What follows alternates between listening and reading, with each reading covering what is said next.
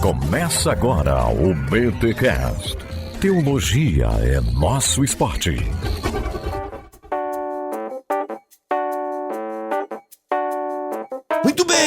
Muito bem. Começa mais um BTcast, de número 443. Eu sou Rodrigo Bibo e às vezes tem que continuar usando máscara na igreja porque o ambiente tá tóxico. Ruim, né? Não, eu curti. E eu sou o Cacau Marques e essa coisa de entrada no BTcast é muito tóxica e opressiva. Eu sempre fico ansioso quando eu tenho que lidar com isso. Olha aí, vai ser culpa da audiência, hein, Cacau? Não vem pra cima de mim, não. Eu ia tirar, a audiência botou mó pressão. Poxa, não tira, já tiraram as músicas. Agora vão querer tirar a entrada também e tal, olha aí. E eu sou a Silvana Silva e tô preparando 2 litros de suco de clorofila pra tomar depois dessa gravação. Caraca, clorofila? Nossa, é detox. É detox, muito bom, cara. Espiritualidade e detox agora. Eu sou a Bruna Santini e a primeira coisa que vem à mente quando falam a palavra tóxica deveria ser Britney Spears, não igreja.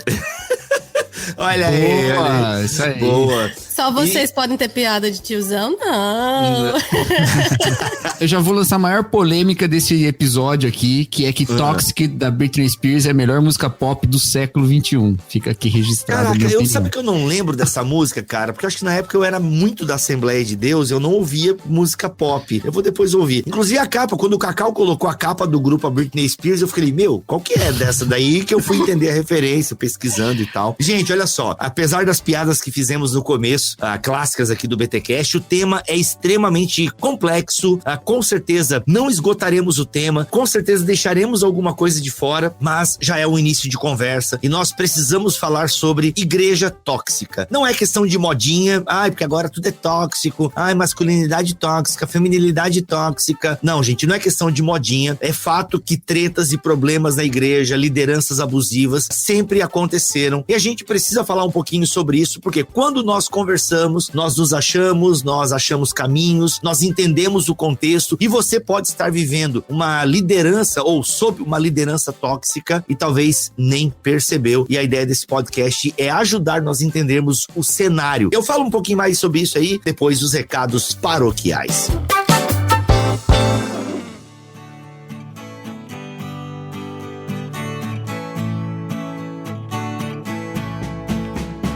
E nos recados paroquiais dessa semana, galera, é o seguinte, daqui a pouco os carrinhos da EBT, a Escola Bibotalk de Teologia, serão fechados. Você tem até o dia 8 de abril, para ser aluno da Escola Bibotalk de Teologia. Se você curte os nossos podcasts, se você gosta do jeito que a gente ensina teologia, vem estudar com a gente. Entrando na Escola Bibotalk de Teologia agora, você já vai encontrar 2 módulos sensacionais, uma introdução à teologia, uma introdução à pessoa de Deus. Daqui a pouco já tá entrando espiritualidade com o Cacau, panorama do Antigo Testamento com o André Heinck, louvor e adoração com o Renato Marinoni e vai, gente, a cada 3 meses módulos novos chegando na plataforma por apenas R$ 59,90 mensais, tá bom? Ou seja, você assina por 1 ano a EBT, apenas R$ 59,90 mensais, e você vai ter aí a cada 3 meses módulos novos. Fora que você tem e-books gratuitos que já estão lá na plataforma,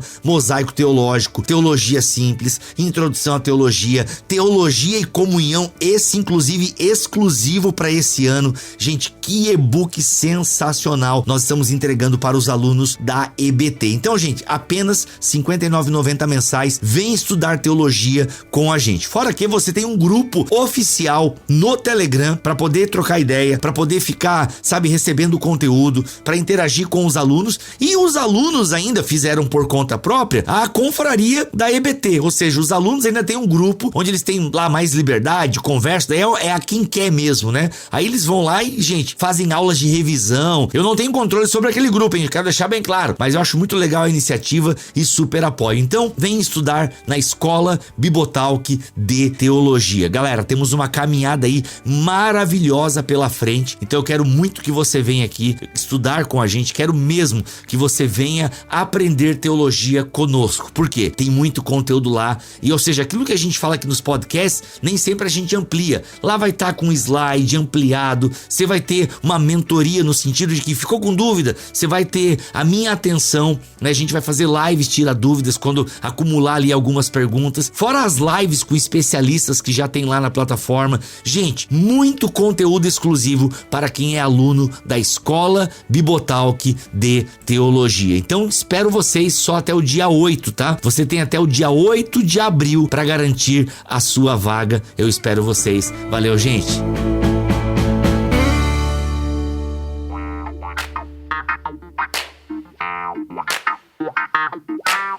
Meus amigos, estamos aqui reunidos com esse time, Silvana, que já apareceu várias vezes aqui no BTcast, inclusive com o podcast dela, que fez uma temporada aqui em Bibotalk, que eu não vou falar o nome porque eu sempre erro e passo vergonha. Eu acho que é Artesanias, mas eu devo estar errado provavelmente. Tá certo. Errei. Acertei. Tá certo, é Artesanias. Olha aí, e a Bruna Santini, que já esteve presente aqui com o Web Crentes e sempre presente também no Twitter e demais redes sociais. Seja bem-vinda aqui, Bruna, ao BTcast. Muito obrigada. Que honra participar com vocês sobre um tema tão importante. Olha aí, o Cacau Marx, que vocês já sabem e já conhecem. Galera, esse tema, como eu falava na abertura, parece meio estranho, né? Nós falamos da igreja como um ambiente tóxico. Acho que vamos explicar um pouquinho esses conceitos, o que a gente quer dizer com tóxico. Acho que é importante a gente definir um pouquinho por que nós usamos essa expressão tóxica, o que ela representa. E eu acho que uma observação que eu queria fazer, não sei se vocês concordam, mas que o objetivo aqui, gente, não é fazer um diagnóstico pelo diagnóstico, sabe? Ficar fazendo acusações. O objetivo é nós conversarmos, é uma roda de amigos conversando sobre esse tema, porque reconhecemos a importância, né? O Cacau até leu alguns livros sobre isso acendeu no coração dele, porque a gente vai vendo e vai diagnosticando. A ideia, gente, é ajudar as pessoas que talvez vivam nesse ambiente e não se dão conta, tá? Então, a primeira pergunta que eu quero lançar pra vocês aí, pra nós começarmos a elucidar um pouco esse assunto é, o que nós queremos dizer com tóxico? Porque é uma palavra muito utilizada aí, né? E às vezes eu acho alguns exageros, confesso aqui, a masculinidade tóxica. Tem algumas acusações que se fazem em cima de masculinidade tóxica, eu falo, para, isso aí não é tóxico não, pá. Ou eu sou tóxico e não sei, né? Mas eu queria que a gente já sedimentasse isso. O que nós queremos dizer com tóxico? A ideia do tóxico é a ideia daquilo que não é saudável, né?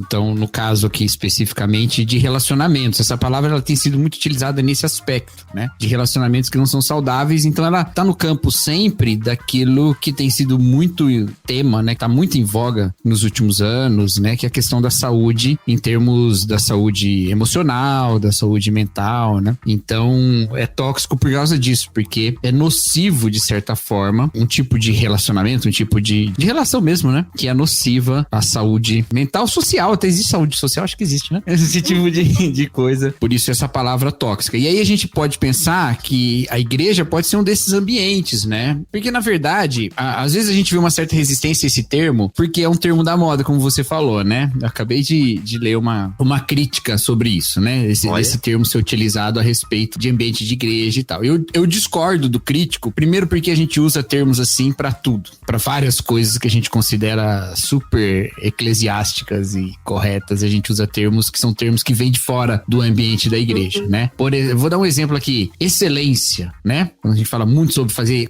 as coisas com excelência na igreja, isso aí vem, né, de fora, não vem de dentro da Bíblia, né, vem do uso de outras esferas, né? Então, o tóxico também é uma coisa que a gente usa, mas que é muito útil pra nós, porque a gente já entende pela nossa própria teologia que a realidade na qual a gente vive é uma realidade que é doente, que não é saudável por causa do pecado. Então, nós não deveríamos ter tanta resistência e identificar padrões tóxicos na igreja, porque a gente continua sendo tudo pecador dentro da igreja, né? A gente não passou tóxico por uma... a gente não tirou o vírus do pecado pra entrar dentro da igreja, a gente continua com ele ali agindo na carne, né? Mas, graças a Deus, já imunizados, não ficaremos na UTI por causa do vírus do pecado. Nós iremos direto para, né?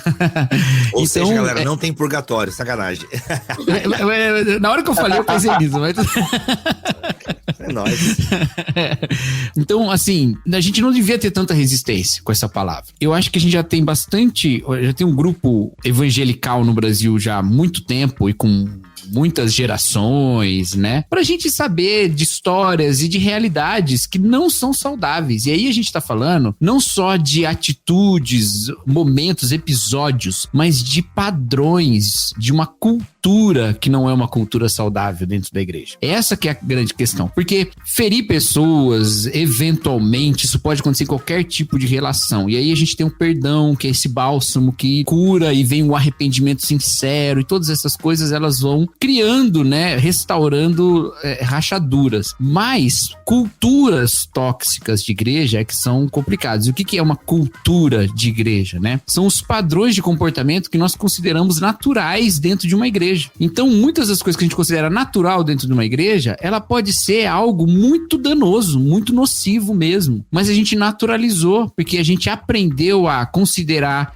certas atitudes como jogando culpa em certos grupos ou certas pessoas e outras atitudes como sendo justificáveis, né? Então a gente precisa repensar isso tudo, porque isso é possível e, na verdade, isso é o que acontece com muita frequência, né? Eu penso que existe muita resistência ao termo tóxico, porque no senso comum, embora esteja errado, existe aquela ideia de que se a igreja é tóxica é porque entrou uma pessoa, uma conspiração bem montada por aquele pessoal da outra religião ali na esquina, que veio com a intenção de causar um dano na congregação e aí veio espalhar a discórdia. Quando, na verdade, às vezes o ambiente, quase que na totalidade dos casos, ele vai se tornando tóxico de forma involuntária, né, por parte dos seus membros. É uma coisa que, por conta de algumas convicções equivocadas, alguns comportamentos que não são examinados com calma, o ambiente vai se tornando um ambiente nocivo aí à nossa saúde, digamos. E por isso também que existe muita resistência por conta dessa ideia equivocada do senso comum. Uhum. E aí as pessoas acabam entendendo assim, de quem é a culpa? Quem é o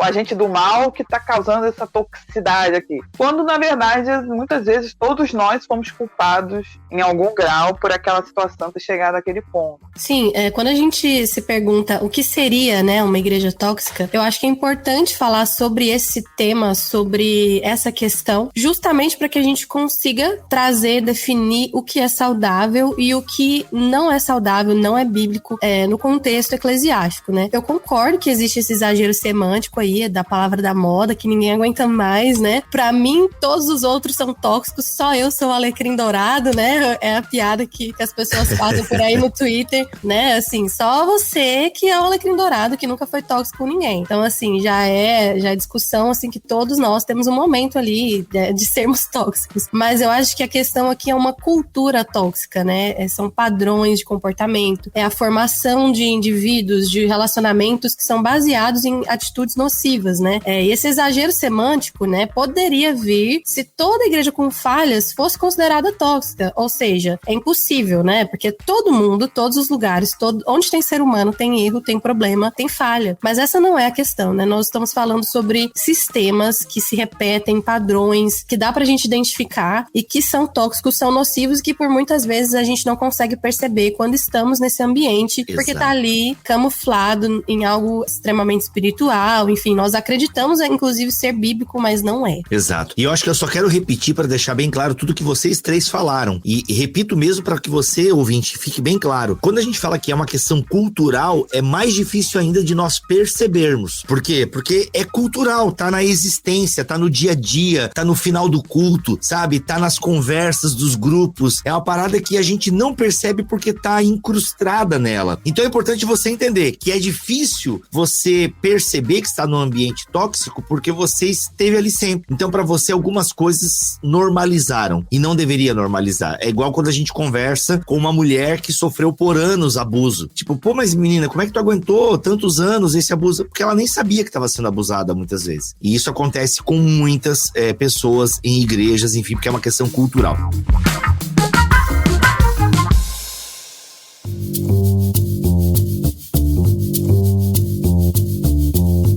Gente, em termos práticos agora, como nós identificamos uma igreja tóxica? Quais são os sinais de uma igreja tóxica? Eu sei que vocês elencaram aqui na pauta, aliás, parabéns a vocês que fizeram as pautas aqui, a pauta, muito legal. E aí, galera, sinais de uma igreja tóxica. Vamos entrar então naquele momento em que a galera, opa, peraí, isso aí é um sinal de uma igreja tóxica, ou seja, de uma igreja não saudável? Um pouquinho antes disso, Bill, posso falar uma coisinha um pouquinho antes? Claro. Nossa tradição protestante, evangélica, e bastante dos ouvintes do Bibotalk, porque há um certo recorte aqui, né, dos ouvintes do Bibotalk. Que recorte é esse? Recorte de gente que considera a teologia algo importante, de valor bem elevado. Então, especialmente para nós, é importante nós pensarmos uma coisa. Nós temos uma ilusão de que a mera correção bíblica, em termos de pregação, ensino, cânticos, liturgia, que isso é suficiente para que o ambiente da igreja seja um ambiente saudável. Mas nós estamos muito cheios de exemplos de que não é assim. Porque se fosse assim, nós não teríamos escândalos envolvendo pessoas vistas como grandes mestres, grandes pregadores, né? Grandes expositores da Bíblia ou do Evangelho. Por isso que quando a gente vai falar de sinais de uma igreja tóxica, nós não vamos passar aqui, pelo menos aqui na nossa pauta a gente não colocou, por coisas simples como assim, desvios doutrinários. Porque ainda que desvios doutrinários possam ser usados, sim, para justificar comportamentos tóxicos e padrões tóxicos, às vezes a própria doutrina ortodoxa é também utilizada assim, no erro da sua aplicação e não no erro da sua pregação. Por isso que a gente não vai passar, porque às vezes alguém tá ouvindo e vai falar, puxa, mas vocês não estão falando disso, né? Olha lá, sei lá, a teologia da prosperidade é um erro, obviamente, um erro doutrinário que gera um comportamento de exploração. Você tem toda a razão de pensar assim. A questão é que se nós fôssemos sempre tirar o comportamento tóxico do erro da pregação, a gente ia deixar de fora um monte de padrões tóxicos de igreja que não tem problemas na sua pregação. Tem problemas em outros padrões de comportamento que são naturalizados lá. E talvez se a gente fosse aqui, sei lá, bater num grande teólogo da prosperidade aí do Brasil, que seja, ou em outros, em mais de um, a gente ia estar passando pano para as nossas realidades, que são realidades que a gente deveria, né, estar mais atentos, porque nos tocam de maneira mais direta. Fica esse disclaimer aí. Fora, Cacau, que no fato de você estar numa igreja muito fofa, né, muito legal, muito linda, muito feliz, não quer dizer que sua igreja não esteja errada, né? Porque às vezes fala assim, não, mas a minha igreja é muito boa, é muito feliz, é tudo maneira, todo mundo é legal, que se dane, que seja universalista e etc e tal, e queimemos a Bíblia toda semana, tá tudo certo, né? Então, tomar cuidado com isso, né? Não é marca também de nada. Bom disclaimer. E aí, gente, vamos lá então, para esses pontos que vocês elencaram aqui de uma igreja tóxica. Vamos lá. Então, o primeiro ponto aqui que a gente colocou aqui na pauta é o narcisismo. E o narcisismo é essa paixão por si mesmo, né?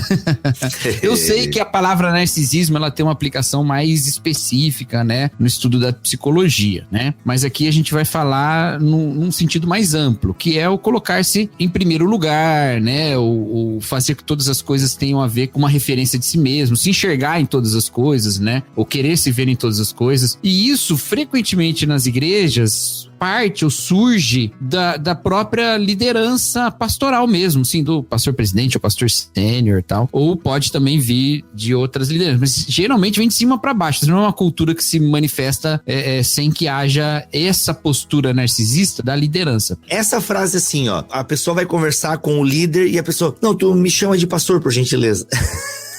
Pode denotar um narcisismo? É porque isso é bem comum, né? Isso é bem comum. Olha... Não, tu me chama, eu sou pastor, é pastor Everaldo. Gente, não existe esse cara, né? Não existe, é um político. Não, gente, vamos lá, pastor Zé, vamos lá, gente. Foi sem Etevaldo, querer. Pastor Etevaldo. Etevaldo não existe. Se existe um pastor Etevaldo, deve existir.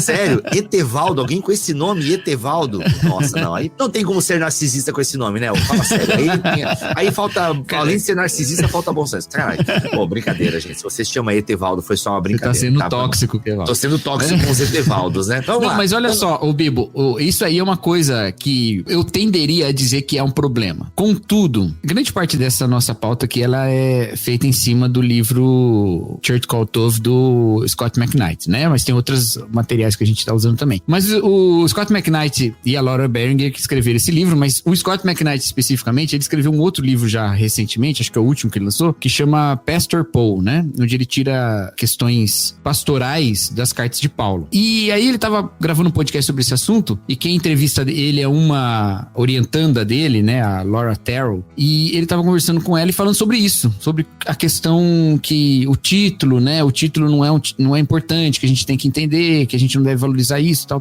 E aí ela fez um contraponto sobre os grupos que, em geral, não são reconhecidos como pastores. E como é importante para esses grupos serem chamados de pastor, né? No caso dela, uma mulher, né? De uma tradição que tem pastora, mulher, né? Então, como para ela ou para as pastoras da tradição dela, é importante ser chamada de pastora, porque é um reconhecimento, né? Que foi difícil de conquistar. E isso acontece também em outros ambientes, né? Ou com outros grupos, né? E eles elencam lá, e ele falou que realmente ele nem tinha pensado nisso, que ela tinha razão em algum aspecto. Então, nem sempre é um narcisismo, tá? Nem sempre é um narcisismo. Mas, eu acho que a gente deve sempre lembrar que a nossa identidade, e aí falando para líderes e pastores, a nossa identidade não está no nosso ministério. Confundir o ministério com a vida é o início da catástrofe, para você ou para outros. Então, nossa identidade não é o nosso ministério. O nosso ministério é uma coisa que a gente faz, sendo que a gente é quem a gente é, inclusive com as nossas imperfeições. Se você confunde uma coisa com a outra, você vai ter que esculpir o seu ministério como quem esculpe a sua própria imagem. Isso é literalmente narcisismo. Porque você vai fazer de tudo no seu ministério algo que fala sobre quem você é. E isso gera uma cultura em que todo mundo vai correr atrás. E ela é uma cultura sedutora, primeiro porque pastores estão sempre em destaque. Tem uma peça de teatro maravilhosa do Sartre, que chama Entre Quatro Paredes. Em português ficou Entre Quatro Paredes, em francês tem outro nome, mas Entre Quatro Paredes, em que as pessoas, são 3 pessoas num quarto de hotel, elas não se conhecem, elas estão lá porque teve um erro e tal, e aí elas estão ali naquele quarto de hotel e as coisas, os problemas vão escalando, sabe? Tipo Big Brother, assim, as coisas vão ficando cada vez piores. Caraca, o cara tá lá em Sartre, de repente ele pula pra Big Brother. Os tóxicos vão ficando cada vez piores. Mas tem um detalhe interessante nessa peça, que o quarto de hotel não tem nenhum espelho. E a ideia que ele coloca lá é que as pessoas precisam umas das outras pra saber quem elas são, que elas não conseguem se enxergar. Essa questão, e que isso vai desencadear até uma fala no final da peça, em que uma pessoa diz o inferno são os outros, né? Essa ideia de que, como eu preciso do outro pra saber quem eu sou, ao mesmo tempo, o outro não se submete a dizer quem eu sou. Então, quando você tem poder pra que o outro se submeta a manifestar exatamente aquilo que você quer manifestar, você exerce o poder pelo narcisismo e esculpe as relações, o ministério e o outro segundo a sua própria imagem. E isso é muito ruim pra você, porque um dia isso acaba e essa imagem é quebrada e você acha que você morreu, entendeu? Porque se o seu ministério acabou e o seu ministério é você, então você acabou também. Ou isso vai fazer com que as outras pessoas sejam destruídas para que você continue com a imagem intacta. Então o narcisismo é um problema muito sério e é muito atraente também porque dá resultado, tá? Líderes narcisistas carregam missões muito ousadas e as pessoas às vezes têm vontade de seguir líderes narcisistas. Primeiro porque nele elas não veem quem elas são, mas elas veem quem elas querem ser. Então a cultura, um líder narcisista atrai narcisistas e cria uma cultura de narcisismo onde todo mundo só quer saber de si mesmo, né? E isso é muito, muito complicado. E por um tempo o narcisismo é o que une todo mundo, mas depois é justamente esse narcisismo que vai fazer tudo isso ruir, às custas de muitas almas e muitas vidas destruídas. Eita. Realmente é muito fácil encontrar pessoas narcisistas na liderança, porque os narcisistas, eles são atraídos para posições de poder, né? Eles têm essa necessidade de controlar os outros, de controlar ambientes, narrativas, para poder satisfazer esse desejo intenso de atenção, porque são pessoas que geralmente têm um senso de importância exagerada, a pessoa pensa em si mesma constantemente, e algo que chama muito atenção é a falta de empatia. Como é possível notar esse tipo de comportamento, essa falta de empatia dentro da igreja, né? Sendo que nós somos ensinados por Cristo que nós devemos ter compaixão, nós devemos amar uns aos outros, devemos dar a vida, né, pelos nossos irmãos. E como é que isso acaba acontecendo? Como que a gente não percebe isso? Em contrapartida, realmente é uma realidade. Os líderes narcisistas existem e eles conseguem colocar isso na cabeça, às vezes, dos membros, dos seus seguidores, de uma forma muito sutil. Um exemplo de falta de empatia que me veio à mente enquanto eu estudava pro podcast é a situação de uma irmã em Cristo nossa que foi aconselhada a não buscar tratamento médico para as 2 filhas autistas porque o seu pastor tinha medo, né, de ter uma pessoa que tinha filhos autistas na sua igreja porque não combinava com a pregação de teologia de cura e tudo mais. Então isso é muito distorcido. Isso é muito distorcido. Ele acredita que se você tem filhos doentes ou você está sendo acometida por uma doença, isso é pecado. E isso afeta a imagem da igreja. E afetando a imagem da igreja, afeta a imagem do pastor. Então, a gente consegue perceber essas situações, assim, de falta de empatia, algo totalmente antibíblico, por mais que a pessoa, né, que o líder tente camuflar ali, tirando versículos fora do contexto, querendo usar, não, nossa igreja não acredita nisso, se você tá doente é porque você tá em pecado. Isso demonstra essa falta de empatia que tá ali, wired, né, que tá ali na mente dele, e é o padrão dele, a cultura desse líder nesse exemplo. Mas de qualquer forma, não estou dizendo que todos os líderes são narcisistas, claro que não, mas geralmente o narcisista se sente muito bem em posição de poder, e nós confiamos muito em líderes narcisistas, porque eles transparecem invencíveis, assim, sabe? Eles parecem ser invencíveis, são líderes geralmente que têm uma força de vontade, uma determinação, personalidade forte, e você olha pra ele, nossa, ninguém pode afetar essa pessoa, então ela é a pessoa certa pra nos liderar. Quando eu também estava estudando um pouco sobre liderança narcisista, eu não posso dar um diagnóstico, né, óbvio, mas eu lembrei muito da história de Saul. De alguma forma, Saul me parecia um líder um pouco narcisista, tanto pela competição dele com Davi, enfim, pela sua necessidade de receber glória, pros teólogos que me digam.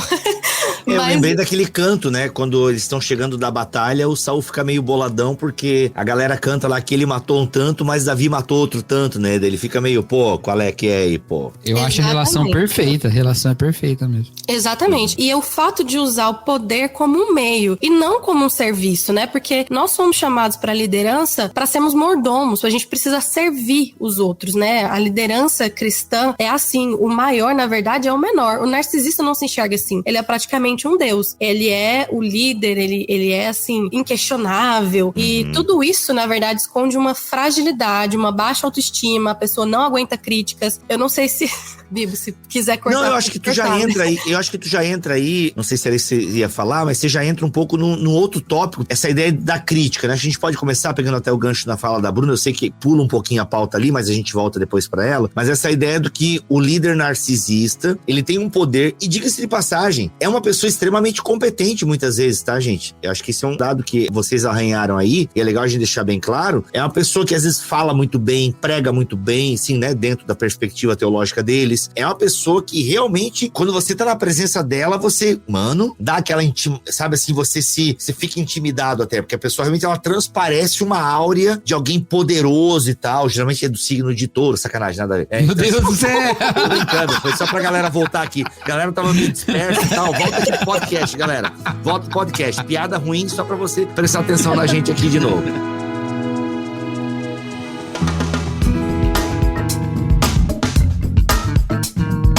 Só que, contrapartida, esse narcisismo, ele não tolera crítica, né, Sil? O narcisista tem dificuldade e ele cria um ambiente onde a galera, tipo, não pode falar muito não o que tá pensando. Um dos problemas do narcisista é que ele é eficiente, né? Ele entrega o serviço, o trabalho dele tem resultado. Então é aquele caso que você tem, às vezes, uma liderança que tem vários problemas acontecendo, várias pessoas saindo do ministério, né? Pessoas, porque, só pra gente lembrar, né? A igreja tóxica é uma igreja que gera sofrimento desproporcional, né? Você não tá sofrendo por causa de Jesus, tá sofrendo por causa das pessoas que estão ali, né? Dentro do ambiente. E as pessoas estão sofrendo e você diz assim, não, mas o ministério está crescendo. Não, mas você viu o que a gente fez no final do ano passado? Né? A comunidade que veio foi abençoada. Então, vamos...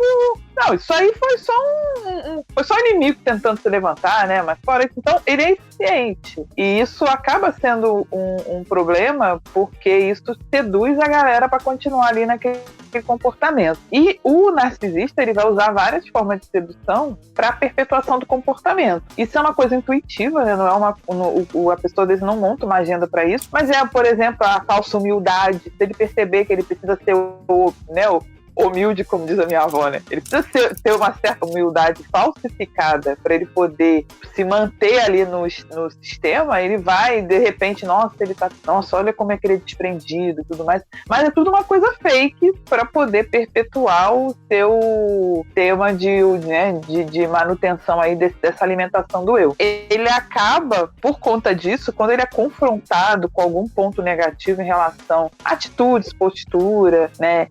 Recebe recebe um feedback negativo de alguma coisa, o que acontece? Ele explode, né? Porque aquele comportamento retorna, aquele comportamento de tolerância a qualquer coisa diferente. Então isso é bem clássico e principalmente, né? Você às vezes vai conversar e você fica com medo da conversa que você vai ter com essa pessoa, você tem que pisar em ovos e você se borra de medo de falar e vulcão que você vai desencadear. Isso já pode ser um sinal aí de alguma coisa, né? Prestar atenção nisso. Você não tem uma abertura para conversar sobre pontos negativos, né? Um exemplo, houve um evento de final de ano na igreja em que a gente queria trazer visitantes, né? E a gente se mobilizou durante um mês, a igreja, né, trabalhou em conjunto, tudo mais. Terminou o evento, você viu lá que teve algumas coisas que poderiam melhorar para o próximo ano, e você tem medo de falar sobre isso, ou você faz uma observação e você é rechaçado pela galera como se você estivesse simplesmente detonando todo o evento, né? Isso é um indício de que tem alguma coisa errada, né? Não necessariamente você está na igreja mais tóxica do mundo, mas você precisa acender um sinal de alerta, né? Intolerância crítica. Pontos negativos não são aceitos, porque você está, na verdade, sendo um agente do inimigo, né? Então, muito cuidado com esse tipo de postura. É claro, se você é uma pessoa que faz crítica construtiva, porque tem também um povo que né, chega também metendo o pé na cara. Você falou uma coisa aí que é a questão do resultado, né? Isso é muito, muito, muito típico, assim. Isso acontece direto mesmo. A justificativa dos meios perversos para atingir bons fins. Então é o clássico dos fins justificam os meios. Isso é muito utilizado, né? E a questão assim, que quando eu tava pensando nesse podcast aqui da nossa gravação, eu sempre me vinha à mente. A gente tá falando para um público geral, mas eu, pessoalmente, como pastor, a minha vontade é que os meus colegas me ouçam aqui. Eu nos ouçam, na verdade, aqui. Por quê? Porque ninguém acha que é narcisista. E tem uma série de inseguranças no ministério pastoral, uma série de inseguranças que a gente tenta compensar com a autoafirmação. Porque é uma posição de fragilidade. E é uma posição de fragilidade que varia muito também de estruturas eclesiásticas para estruturas eclesiásticas. Cada tipo de igreja fornece ou não mais segurança para sua liderança. Então há estruturas em que o pastor está muito vulnerável. E esse tipo de estrutura justifica uma certa forma de autoafirmação. Então, quando você ainda tem menos problemas na sua igreja é pequena, a estrutura não é tão grande, já comece a observar os seus padrões de comportamento. Já começa a ver se você está confundindo o ministério com a sua vida, se você está tentando esculpir o ministério como uma imagem de si mesmo. Já começa a observar essas coisas. E você que já está numa igreja grande, com sucesso, estabeleça, antes que aconteçam os problemas e os escândalos, estabeleça sistemas de accountability, né? Eu não sei como é que fica em português essa palavra. Prestação de contas. Prestação de contas, governança. Prestação de contas, governança. I'm sorry, man. Me dá um suco. Eu sou igual a Sasha, eu fui alfabetizado em inglês. Não, mentira.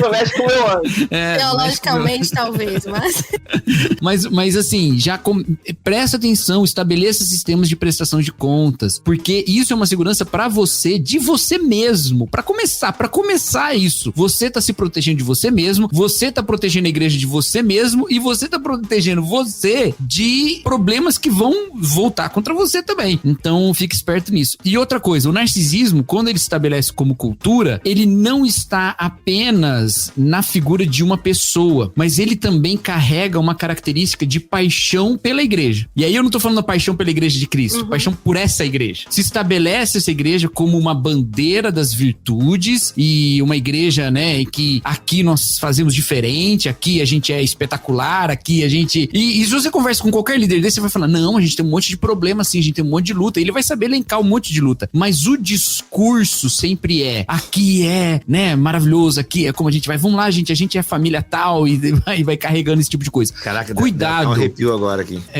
Cuidado, eu não tô dizendo que esses vocabulários já denotam que você tá numa cultura tóxica, mas é um risco que se estabeleça uma cultura tóxica nesse tipo de ambiente. Especialmente quando a gente tá numa época de autopromoção, em que todo mundo é o publicitário de si mesmo. E aí a gente entra nessa de fazer das mídias sociais o local da publicidade da igreja. igreja. Quando, na verdade, a igreja que é o meio da publicidade do evangelho, e não a igreja que é publicizada. Você não tá publicando o evangelho, você tá publicando a igreja. E aí você espera que o evangelho de alguma coisa, de alguma modo, atinja. Então, pense nisso tudo. E você que faz parte de uma igreja, sim, leve essa reflexão. Não vai chegar chutando o balde, calma. Leve essa reflexão. Se tá acontecendo abuso, exploração, a gente já vai falar sobre isso daqui a pouco. Mas essa reflexão deve ser construída. É necessário que ela se torne construção de sistemas para que a cultura tóxica, ela não se espalhe. Só uma observação rápida antes que eu me esqueça, né? Às vezes o pastor tem essa postura aí também, porque ele tomou alguma rasteira no passado e não se curou, né? Então, insegurança. Muito cuidado, ele falou sobre a liderança. Então, o primeiro ministério dele, ele foi desligado sem que houvesse maiores explicações, né? Ele foi, sei lá, sofreu lá um maltrato da igreja. Aí não se cura e diz assim, na próxima não vai ser assim, você vai fabricando um narcisistinha. Então, muito cuidado, né, pastores que passaram por isso, de curar em relação ao que aconteceu. Sim. Na verdade, Sil... Faça terapia. Mas só esse gancho da Sil aí, é porque eu tô lembrando aqui agora de algumas histórias, e é incrível como tem isso no passado mesmo, Sil. Essa parada assim, tipo, não, quer saber? Na minha igreja eu decido e pronto, porque no passado tinha uma diretoria, e aí era tudo muito travado, e não sei o quê, e aí a igreja faliu porque a diretoria tomou decisão errada, e eu já tinha a decisão certa, e se seguisse o que eu falei ia dar certo, mas porque a diretoria pensou, não quis ir comigo, a igreja sucumbiu e tal, e agora não tem essa de diretoria, aqui é do meu jeito, a visão é minha, e quem não tá nessa visão não é bem-vindo e tal. Cara, perfeito. Às vezes não é nenhuma parada, não é nenhuma intencionalidade maligna, né? É uma intencionalidade até de preservação de si, e que, infelizmente, cara, perfeito isso aí. A gente não tá passando pano aqui, tá, gente, pra narcisista, mas é que às vezes, né, por trás de um Darth Vader, há alguém com o coração ferido. Eu acho muito interessante também notar que o narcisismo, né, de um líder, ele pode ser camuflado pela ideia de que ele é alguém espiritualmente superior, um Marte, alguém que tá mais próximo de Deus. Por isso é difícil você identificar que isso, na verdade, é um problema carnal. Muitos narcisistas se colocam nessa posição espiritualmente mística elevada e, assim, as pessoas permitem, acreditam, né, e permitem abusos e tudo mais, às vezes não conseguem nem identificar. Essa espiritualidade mística, assim, não bíblica, acaba trazendo e exigindo uma capa de perfeição sobre um líder que não pode ser questionado. Então você não pode perguntar, como disse a Sil, pra você perguntar, você começa a passar mal, você não pode questionar, não pode duvidar, você não pode se desviar nem um pouco daquele padrão. O líder, ele não possui defeitos, ele não erra, ele só erra por amar demais, que é o meme, né? O único erro é amar demais, ou seja, se eu errei foi tentando amar. Mas é verdade, justifica o erro assim, né?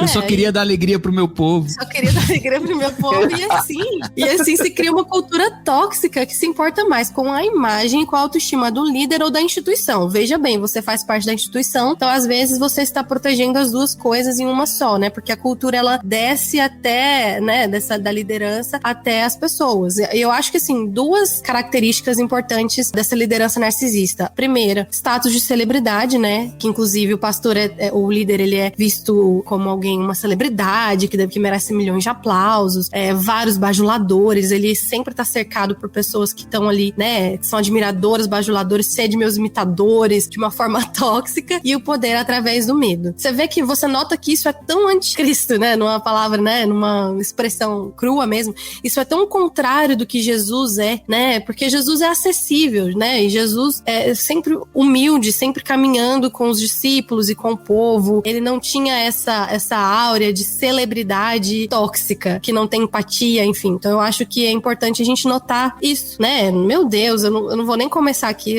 as histórias de pastor e celebridade. Pastor que não gosta.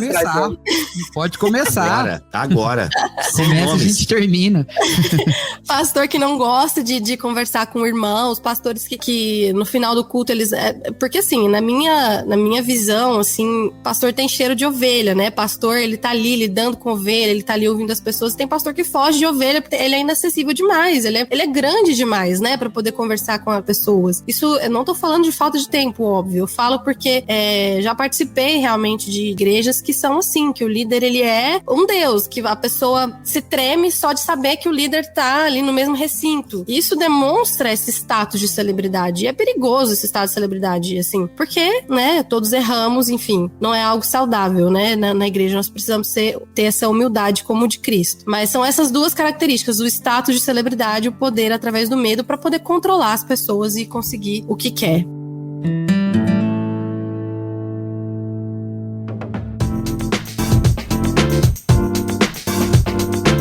Cacau, a gente abordou isso num BTcast Plus do Igreja Centrada. Eu vou começar aqui, talvez tu lembre. Uma coisa é a bajulação. O líder narcisista, ele cria uma cultura de bajulação em torno de si. E ele gosta disso. E ele cultiva isso. E ele dá o nome de cultura da honra. O nome não é bajulação. Ele dá o nome de cultura da honra. Entretanto, existe uma cultura da honra. Sim. Porque também tem igreja que não tá nem aí pro pastor. Pastor faz aniversário, não cantam nem um parabéns. Entendeu? Então, assim, eu acho também um pouco complicado. Você, tipo, tudo bem que o pastor é mais uma ovelha, a gente entende isso, mas é alguém que tem uma liderança sobre a igreja, tem uma autoridade, né? A Bíblia é muito clara sobre a autoridade do líder sobre a igreja. Nem toda autoridade, aliás, a verdadeira autoridade, ela não é abusiva, ela não é tóxica, é uma liderança pelo exemplo, enfim, é uma liderança que remete a Cristo, mas é uma liderança. Então, eu acho que tem que ter um equilíbrio muito, muito tranquilo e muito saudável, porque existe uma cultura da honra. Sim. E, claro, mas não é pra ser uma bajulação. E acho que aqui a gente precisa encontrar um equilíbrio, porque não é errado você homenagear o pastor no dia do pastor, sabe? Não. Eu acho que uma coisa muito... Um teste, tá? Eu vou falar, assim, mais ou menos autobiográfico, tá bom?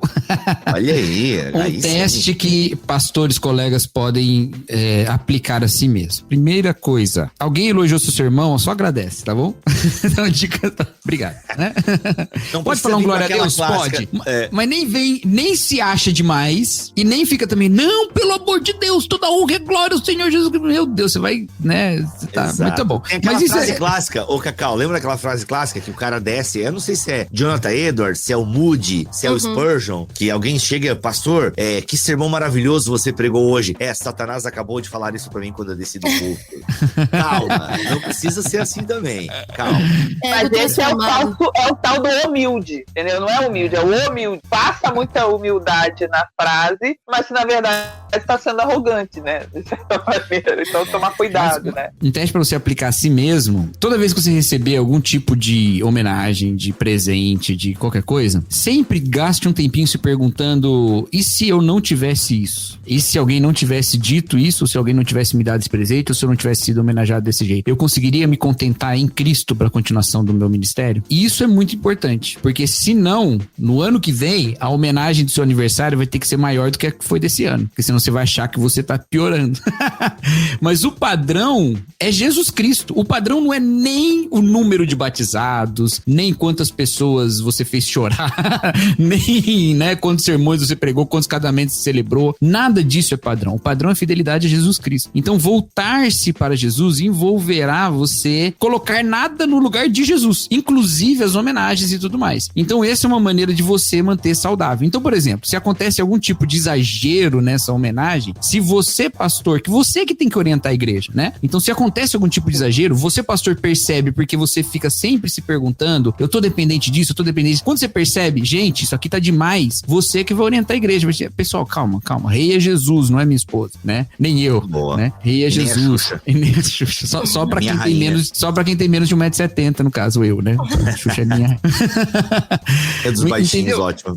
Então você precisa, não adianta, gente, a gente vai falar, tá falando muito de pastor e cultura de igreja é mais do que pastor, mas você precisa cuidar do seu coração, porque você vai tocar o bumbo, entendeu? A turma vai marchar meio que segundo o que você tá tocando. Então, cuida do seu coração. Eu tô tentando ser muito piedoso e amoroso com os meus colegas, porque eu sei que não é fácil, mas vai começar no seu coração. A batalha começa aí, antes dela ir atingir os tribunais. Então, coloque-se diante do juiz Jesus, para depois você não ter que se justificar diante de um juiz humano aí pelos abusos que você cometeu. Uma coisa que eu achei muito interessante, que já tem não sei o autor, tá? Mas tem uma oração do narcisista, e é muito interessante, eu vou ler aqui pra vocês. A oração do narcisista é assim: aquilo nunca aconteceu, e se aconteceu, não foi tão mal assim. E se foi, também não é pra tanto. E se não é culpa minha. E se for, não foi minha intenção. E se foi porque você mereceu. Então... Boa, gostei dessa.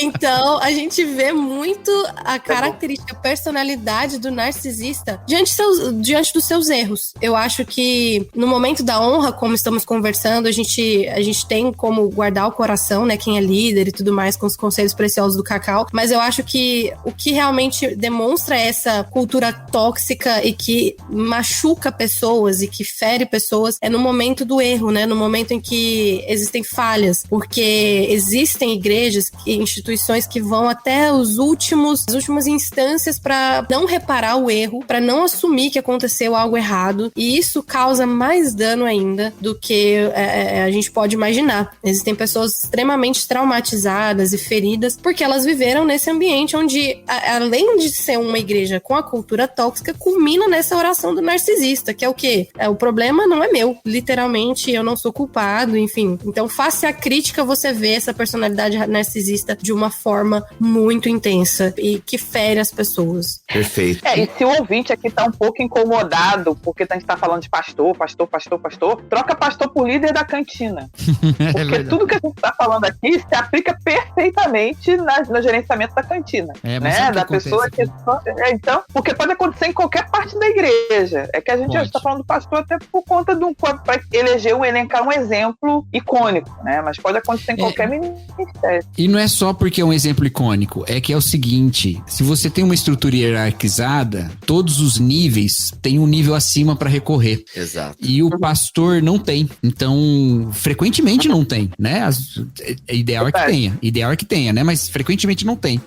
Então, também acontece isso. Às vezes, vamos dizer, líderes de denominações que são denominações mais centralizadas, né? Às vezes o cara não tem esse tipo de abordagem, mas o líder de uma das congregações da denominação tem esse tipo de ação. Se a denominação não estabelece uma estrutura de accountability, de novo, né? De prestação de conta e tal, de governança, se ela não estabelece, o presidente pode ser um amorzinho, velho. Pode ser o cara mais emocionalmente saudável e curador que existe. O líder da congregação da igreja dele vai se aproveitar desses lapsos dentro dessa estrutura para realizar esse tipo de coisa, né? Então, a gente precisa refletir sobre isso por causa disso também, né? E aí, quando a gente fala de poder através do medo, a gente deve lembrar também que ele não se manifesta sempre com o cara que é sempre violento na sua fala. Ele sempre é em dois extremos.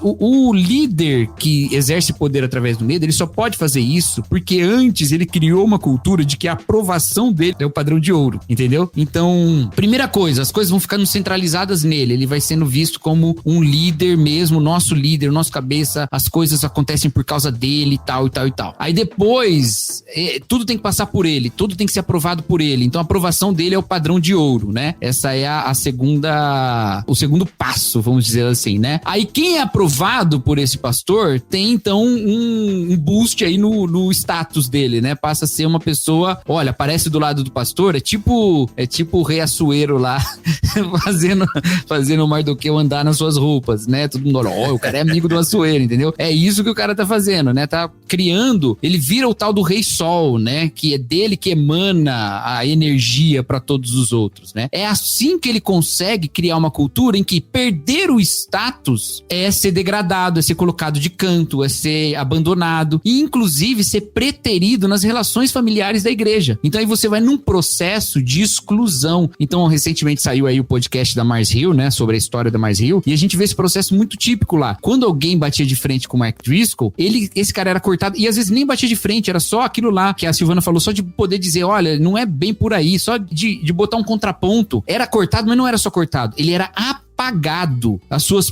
pregações eram... As menções do pastor a esses líderes nas mensagens eram tiradas das edições que estavam no site. Os textos no site eram arrancados fora. E a liderança era ensinada a não entrar em contato com essa pessoa. Então o cara tinha uma série de amigos que eram todos da igreja e de repente ele não tem mais amigo nenhum pra lidar com a injustiça que ele sofreu. Ele não tem com quem conversar. Isso, gente, é tóxico, assim, não, né? É Chernobyl, entendeu? Isso é Chernobyl, é Chernochurch. Chernobyl, entendeu? Então... Cacau, só só, eu acho que um parênteses aqui, pra quem não sabe o que tu tá falando, do Mark Driscoll e tal, eu acho que a gente poderia falar brevemente, porque a própria história do Mark Driscoll e as denúncias que saíram por membros da igreja dele, eu acho que ilustra bem tudo isso que a gente tá falando. Eu acho que valeria, não sei se a Bruna e a Silvana estão por dentro, mas acho que você que ouviu a série de podcast, Cacau, poderia, assim, uns mais de uma vez já. Mais de uma vez, né? Acho que poderia, porque a história do Driscoll, infelizmente, e gente, tá bem conhecido aí pra quem navega na internet e tal, não estamos falando mal do cara, tá? É porque realmente a coisa foi tão séria que saiu uma série de denúncias e uma série de podcasts com os bastidores e tal, porque ilustra muito bem, né, a figura do Driscoll como líder narcisista, como o poder e o medo, e o que o Cacau falou é assustador, né? Do cara apagar a memória de alguém que ousou criticá-lo, né? Saiu agora uma série de podcasts um podcast documental, né, sobre a história do Mars Hill, né, da igreja do Mark Driscoll. É um podcast produzido pela Christianity Today, que é a maior publicação evangélica do mundo, histórica, né, desde a década de 60, se eu não me engano, ou 70, não sei, ligada lá com o Billy Graham e o Carl Henry, né, então, assim, renovadores do evangelicalismo americano, e até hoje essa publicação existe, e eles têm muitos podcasts muito legais, e eles têm esse, The Rise and Fall of Mars Hill, que é um dos podcasts mais ouvidos dos Estados Unidos no mundo, na verdade, no ano, né, chocou o mundo inteiro, porque tá contando uma história em vários detalhes, é muito bem feito no sentido jornalístico da coisa, né, e ali eles expõem como é que pode uma igreja que explodiu, mas cresceu muito, mas muito rápido, com um cara que foi endossado pelas lideranças evangélicas e reformadas dos Estados Unidos, né, tinha uma teologia considerada saudável pelos grupos e pelos grandes nomes do evangelicalismo americano hoje, e depois, do nada também, essa igreja, quer dizer, em pouquíssimo tempo, em um ano e pouco, ela simplesmente caiu e sumiu. Então, o que aconteceu com ela? E o que se viu lá foi... E assim, o Mark Driscoll não teve nenhum caso de abuso sexual, traição da esposa, coisa do tipo. O que o podcast investiga é justamente a formação dessa cultura no decorrer dos anos e como isso levou a uma série de pessoas, a um grupo de pessoas que foi muito machucada, né? E assim, o Mark Driscoll só não escapou, essa é minha impressão, tá? Ele só não escapou porque ele assumiu esse jeito truculento de ser, entendeu? Porque outros têm casos ainda muito piores, que não é só a questão da cultura tóxica, é também a questão de abuso sexual, é a questão de desvio de dinheiro, é um monte de questões muito complicadas. Tá certo que a igreja Mars Hill tinha um problema contábil também muito sério, mas isso, pelo menos no podcast, parece mais como sendo um problema de desorganização e falta de planejamento do que simplesmente ganância, tá? Mas isso tem, em outros casos, é muito mais sério, né? O caso do Bill Hybels foi muito mais sério do que do Mark Driscoll, em termos de questões todas. Mas é emblemático porque é um cara que foi aprovado na sua pregação por todo mundo, porque ele também é descoberto assim, ele é exposto sem ter caído nessas outras coisas muito sérias. O que significa que, em várias igrejas, a cultura tóxica continua sem nenhum tipo de crítica, simplesmente porque o cara não tem a coragem de ir no púlpito, que o Driscoll teve, a coragem e a loucura ao mesmo tempo, e dizer, nossa igreja é como um ônibus que você ou tá dentro dele ou a gente vai passar por cima de você. E isso já acendeu alerta na galera. E essa frase que ele falou lá no início da igreja ficou, e quando o bicho estourou, falou, tá vendo tanta gente que se atropelou? Tá aqui, ó, entendeu? Mas tem muito pastor que não fala isso. E as culturas são tóxicas lá dentro mesmo assim, e ninguém vê, ninguém olha, ninguém se posiciona, né? Porque continua havendo uma cultura através do medo, mas publicamente ele se mostra de outra forma, entendeu? Então, é uma coisa muito séria. Quem tá afiado do inglês aí, vale muito a pena ouvir esse podcast. Ele é muito, muito elucidativo. Agora ouça também em postura de quebrantamento. Não ouça em postura de celebração. A gente também tem essa tentação, né? De celebrar a queda do outro. Alguém até fez um podcast sobre, né, comentando essa série de podcasts da Mars Hill aí. Eu não lembro quem fez. O Diego Bittencourt tava gravando um episódio. Eu não sei. Exato. Se foi, e acho que o Yanomami também tava ligado, né? O Yamarino. Eu não lembro. Yanomami. O Yanomami, eu chamo ele de Guilherme Yanomami. Enfim, gente, o fato é que, acho que o Cacau fez uma observação muito interessante, né? Ele moralmente, tecnicamente, dentro da moralidade, aquilo, né, do mainstream evangélico, tava ok, boa pregação, bom pai, fiel à esposa, macho, né? O cara que bate, né? Começa muito forte esse movimento aí de masculinidade na igreja e tal, não sei o quê, mas um abusador, né? Um abusador sentimental, e atropelou realmente muitas pessoas. Quem já foi de movimento momentos, eu vou falar aqui, gente, como sempre digo, não estou falando mal da Assembleia de Deus, é uma igreja maravilhosa, mas foi um ambiente em que eu cresci espiritualmente, e eu vi muitas igrejas onde a liderança estilo à la Mark Driscoll é muito parecida. Realmente uma liderança soberana, inquestionável, e é muito triste porque eu já tomei café com líderes que estão abaixo dessa liderança e eles assim, querendo falar alguma coisa, que estão sufocados, mas ao mesmo tempo com medo de falar mal do homem de Deus, né? Porque acham que é falar mal do homem de Deus. Então é até mesmo essa cultura, né? Quem falar mal do pastor vai ser comido de bicho, vai ser comido de bicho. Isso é uma cultura extremamente opressora, né? Se a liderança, e aqui não, gente, não é só o pastor, é de quem cuida da cantina, é a líder do departamento infantil, ou o líder, vale para todas as estruturas da igreja, como já ficou bem claro. Mas, se tem esse discurso, cuidado com o que você fala do homem de Deus, cuidado com o que você fala da mulher de Deus, acende a luzinha vermelha, ambiente tóxico detectado. Porque a liderança que não pode ser questionada é uma liderança narcisística, é uma liderança que não está centrada em Jesus, mas num projeto de poder, num projeto de uma construção pessoal, e isso é bem problemático, galera, bem problemático. Eu tava procurando aqui a citação no livro do Tove aqui e não achei, mas tem uma parte que eles falam, eles estão citando uma outra pessoa, inclusive, se eu não me engano, que eles falam assim, o pastor, ele precisa perder. Então, se em reuniões de liderança, de diretoria, é sempre a vontade do pastor que ganha, significa que ele não tem um conselho, ele não tem uma diretoria, ele tem ele tem um grupo que reforça as suas opiniões, né? Então, ele precisa às vezes perder. Inclusive, saber o que perder, porque tem coisa que não se pode perder, porque, né, ele tá dedicado integralmente a isso, então ele sabe alguns princípios bíblicos e algumas coisas que precisam ser aplicadas. Mas tem algumas coisas que tem uma diversidade possível. E ele deve perder, vez por outra, porque não deve tudo acontecer do jeito dele.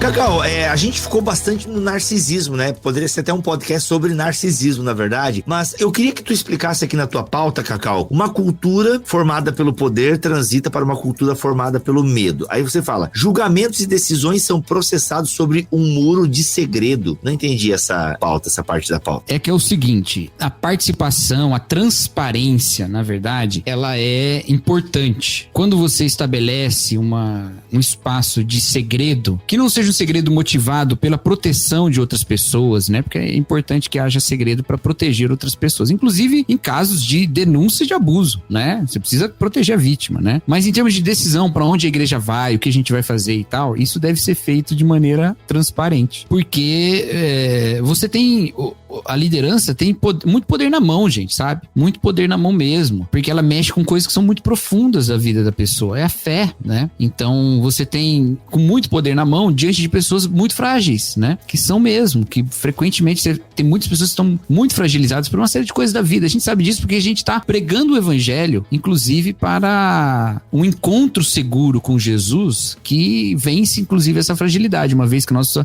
aliança com Deus não é frágil. A gente tem que tomar muito cuidado, né? E por isso a transparência é muito importante. Ter clareza no que faz, partilhar por aonde vai, o que vai fazer, o que se faz, inclusive, especialmente aqui com dinheiro, né? Que é onde às vezes a gente tem mais dificuldade com transparência. E isso é importante, né? Por isso que tá isso aí como parte da cultura do medo. E a questão do segredo também é muito utilizada na segregação entre subordinados, vamos assim dizer, né? Porque o líder tem pessoas que são mais próximas, que vão ter acesso privilegiado, e isso vai acabar fortalecendo essa cultura tóxica de hierarquia, ou seja, para você fazer parte, para você estar dentro do círculo íntimo da igreja, você vai estar sabendo esses segredos. Em algumas igrejas aqui nos Estados Unidos, eles assinam o NDA, que é o Non-Disclosure Agreement, que é um contrato de sigilo, né, em que eles vão prometer não falar sobre nada da igreja, enfim, porque esse segredo é uma forma de manipular erros, de manipular informações, de fazer com que pessoas fiquem por fora, e você só mostrar o que te convém, não, na verdade, o que às vezes deveria ser importante de ter esse princípio de transparência, né? Então, o segredo, ele é uma forma de manipulação para causar medo nas pessoas. Nossa, se eu falar alguma coisa, se eu errar aqui, eu vou perder essa posição privilegiada. Novamente, não estamos falando de coisas óbvias, né? Que, claro, que a igreja tem o seu conselho, tem o seu aspecto saudável, que nem todos os membros estarão ali participando de todas as reuniões do presbitério. Nós estamos falando de situações atípicas, né? Onde gera esse ambiente tóxico, nocivo, né? Onde isso é manipulado para causar medo, para controlar as pessoas. Então, essa questão do segredo é muito utilizada. Todo líder narcisista, ele vai ter um pequeno grupo junto com ele, de bajuladores, pessoas que almejam ser como ele, ao mesmo tempo eu não sou da área de biológicas, eu não sei se a palavra é certa, é comensal ou é parasitário, eu não lembro. Existe muito essa relação parasitária, eu acho, sabe? E essas pessoas... Comensal, eu acho que é melhor, Bruna. Eu acho que comensal é melhor. E fica comendo dos restinhos que o líder joga, né? Isso, exatamente. Então, essa relação acontece e você tem medo de perder esse status, né? Porque você precisa ser ali o privilegiado, ter a graça de estar por dentro das fofocas, ou às vezes dos problemas dos BOs. Eu acredito muito que, a maioria das vezes, o Senhor traz luz para poder tratar algumas coisas, né? Situações de abuso, por exemplo, né? De abusos sexuais. Geralmente, é muito difícil, eu tenho feito pesquisa sobre isso, né? Com mulheres, e nós queremos ter estatísticas e dados para poder falar sobre isso de uma maneira mais clara. Mas, assim, pela nossa experiência, pelo que nós temos visto em relação a questões de abusos sexuais, assédios, enfim, dentro da igreja, é muito difícil que seja resolvido na igreja. Então, a maioria das vezes, quando isso acontece, a pessoa já perdeu a confiança, né, no corpo eclesiástico. Na maioria das vezes, a pessoa já falou com outros pastores, a vítima já conversou com outros líderes e não deu em nada, porque eles se protegem e protegem a imagem, a reputação da igreja. Então, nesses casos, raramente você vai, a não ser que a vítima realmente escolha guardar isso, tem mulheres que guardam isso por anos, décadas, né? Até que uma resolva falar e, enfim, as outras vão começar a falar, porque geralmente quem tem o comportamento predatório sexual não faz isso uma vez, a gente vê que isso é repetidas vezes. É difícil você tratar isso na escuridão. Você realmente, nessa situação, geralmente isso vem à luz, infelizmente, isso vem a público e causa mais dor às vítimas, né? Eu acho que existe uma série de argumentos que são usados para descredibilizar a vítima. Um deles ela tá fazendo isso para chamar a atenção. Quem fala isso não faz ideia do trauma, das repercussões que é para uma mulher, pro psicológico de uma mulher, vir a público e falar sobre o que sofreu. A pessoa não faz realmente nenhuma ideia. Isso é um argumento realmente para tentar ganhar a simpatia do público. Que inclusive o livro A Church Called Tov, né, que é o livro que nós lemos, fala claramente todos esses argumentos que são usados para poder proteger a imagem do líder e não tratar as vítimas, né? Que igreja seria essa que não trata as vítimas, que joga pro canto da estrada e protege a imagem de uma liderança? Seria uma igreja baseada em líderes narcisistas, numa cultura tóxica. Mas Cristo nos ensinou a cultura da bondade. Inclusive, eu acho muito interessante, o presidente do Ministério Metanoia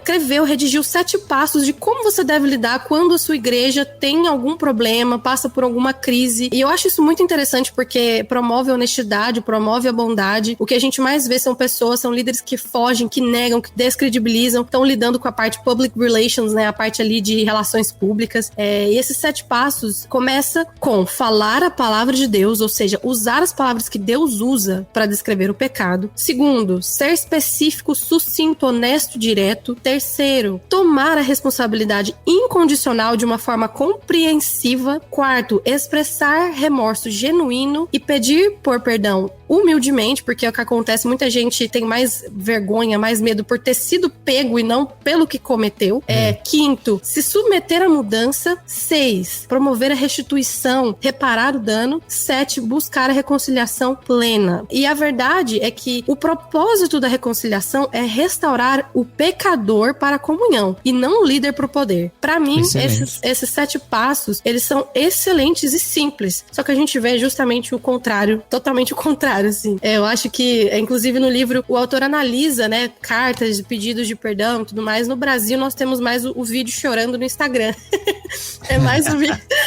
E o se, né? E tem sempre o se, né? Se eu machuquei alguém, se eu ofendi, mas se... Urge aí, ó, a necessidade de um canal metaforando gospel. analisando pedir desculpas. Não, gente, mas falando sério, por mais que seja sendo ou não pensado e articulado, isso a maioria das vezes existe uma necessidade de tomar essa responsabilidade, de aprender como lidar com líderes que machucam, né? E como não transformar a história de uma pessoa que foi ferida dentro da igreja para uma história de superação na vida do líder, jornada do herói. Eu acho isso, assim, é uma situação tão caótica, porque o líder, acontece muito isso, o líder, ele acaba abusando, seja espiritualmente ou sexualmente, e de alguma maneira, depois de um tempo, ele se torna um herói, porque ele recuperou-se de um escândalo. O Mark Driscoll, pouco tempo depois de ele ter deixado a igreja, ele foi até uma convenção que ele ia falar, um congresso que ele ia falar, e ele tirou o nome de falar e tal, mas ele foi até lá, o líder do congresso chamou ele à frente, deu pra ele uns minutos pra ele falar, e enquanto ele tava falando, ele tava sendo aplaudido, como uma pessoa que, ele fala, olha, eu tô restaurando a minha vida, tô não sei o que lá, ele tava sendo aplaudido. E aí o Mike Cosper no podcast, ele fala, olha, né, é bom que as pessoas se arrependem e tudo, mas é um tanto estranho que pouco tempo depois, ele estivesse já diante de um monte de gente sendo aplaudido, enquanto as vítimas dele estavam sofrendo. Então a gente precisa prezar por isso também. Diga-se de passagem, em relação ao Driscoll, ele depois fundou uma outra igreja, e igreja grande. E eu lembro de um pastor aqui brasileiro, que inclusive se espelha bastante no Driscoll, até, talvez ele não soubesse de todos os pormenores também, né? Por isso que até fez o comentário, mas ele até ia tecer um elogio ao Driscoll. Cara, o cara é uma máquina, porque a nova igreja dele já tava grande de novo e tal, né? Porque muito esse cara missional, o cara que dialoga com a cultura, aquela coisa toda. Repito, eu não sei se essa pessoa sabia dos pormenores que estão vindo à tona agora com o podcast. Porque a primeira coisa que saiu do Driscoll aqui foi que ele comprava os próprios livros. Era basicamente o erro dele, né? E tinha o lance também dele xingar as pessoas usando um fake na página da igreja, né? Isso também. Às vezes, gente, isso é um pecado que às vezes deve dar vontade. Eu confesso pra vocês. É uma tentação. Eu tenho maior vontade de você encontrar nas redes sociais, mandar todo mundo catar coquinho pra não falar outra coisa aqui e dizer, gente, invadiram a minha conta, foi mal, não fui eu que falei isso, não. Se você encontrar no Twitter aí um perfil chamado Bruna Santona, você sabe que é a Bruna xingando as pessoas. Gente, Santona. Nunca fiz isso, mas vontade às vezes dá, viu? Tá vendo? Imagina se você tiver possibilidade, né? Mas isso foi descoberto bem antes, ele chegou a pedir desculpa e tal, e não foi o motivo, mas depois isso também se somou a todo o perfil dele, né? Exato, mas o primeiro que chegou aqui no Brasil, assim, que ganhou popularidade, que eu lembro, e eu digo assim, porque chegou a mim isso, o cara comprava os próprios livros pra virar best-seller, né? Então assim, tipo, o cara comprava os próprios livros aí pra estar no primeiro do New York Times e não sei o quê, e aí depois que eu fiquei sabendo, não, mano, o buraco é bem mais embaixo. Mas o fato é que o cara é uma máquina, ele saiu de lá e o cara já... E eu acho que ele tem igreja ainda, né? Eu não sei qual é a repercussão desse podcast agora. Não sei se tá dando repercussão esse podcast lá, porque já andaram falando que na nova igreja tava acontecendo coisas parecidas, né? E é óbvio, porque é o modus operandi dele, né? Super comum nesse tipo de problema. A pessoa sai, aí rola um problemaço, aí esse líder sai dessa congregação, daqui a pouco você descobre que ele tá em outro lugar. Às vezes ele vai pro interior, às vezes vai pra um lugar um pouco menor e você descobre que tá rolando a mesma coisa, porque é recorrente, não foi na raiz do problema. E é porque também é o seguinte, as pessoas pensam a cultura do cancelamento, tal, não sei o que lá. Na verdade, gente, tudo que a internet favoreceu é que as histórias de redenção fossem mais rápidas, né? Então, Jim Swaggart foi cancelado e acabou. A turma de hoje tem muitos meios para contar uma história nova, para oferecer uma versão alternativa. Então, a recolocação no poder, ela é mais fácil, ela é mais rápida hoje. Então, assim, o cancelamento, quase ninguém é cancelado para sempre, sabe? Tem características específicas que permitem que uma pessoa seja cancelada para sempre. Por exemplo, um negro tem muito mais dificuldade de conseguir essa redenção pela internet do que um branco. A gente vê isso em padrões de séries de escândalo, não necessariamente só dentro da igreja, né? Então, tem essas coisas específicas, mas a gente tem esse retorno muito mais rápido, muito mais fácil por causa da internet. A gente fala, todo mundo agora é cancelado. Na verdade, assim, todo mundo que é cancelado agora tem como voltar. E antigamente não, você ia depender de alguém te dar um espaço para falar e nem sempre você conseguia isso. Agora, a Bruna falou um negócio do comensal, né? E da... Eu acho essa palavra tão bonita, eu não queria colocar uma coisa negativa nela. Eu gosto de comensalidade. Os comensais da morte do Harry Potter. E que é uma questão da lealdade tóxica. O que é a lealdade tóxica, né? Ser leal é uma coisa muito importante, né? Mas a lealdade tóxica é quando você cria um pacto de silêncio que envolve a liderança, um outro tipo de grupo, e que então permite que haja uma tropa de choque para te defender o tempo todo, e também que haja a ocultação de certos padrões, entendeu? Então isso sempre é feito em negociações, troca, a partir dessa cultura do medo, né? E da honra e do status privilegiado que você dá para alguém. Então essa lealdade tóxica permite esse tipo de coisa. Tem uma história que é contada no livro de um dos pastores, que agora eu não lembro quem é, que fazia retiros com a liderança, e no retiro ele fazia um círculo ao redor de uma fogueira e falava que era para estimular um espírito de confiança, cada um precisava confessar uma coisa que nunca confessou pra ninguém. E ele começava, meio dizendo assim, ó, eu sou pastorzão aqui e eu tô jogando isso no colo de vocês. E aí quando o pastor faz isso, todo mundo fala, pô, se ele fez isso eu vou fazer também. E aí todo mundo joga. Mas o que acontecia? Com isso ele conseguia ter todo mundo na mão, tava todo mundo com o rabo preso com ele, entendeu? Então, olha que loucura.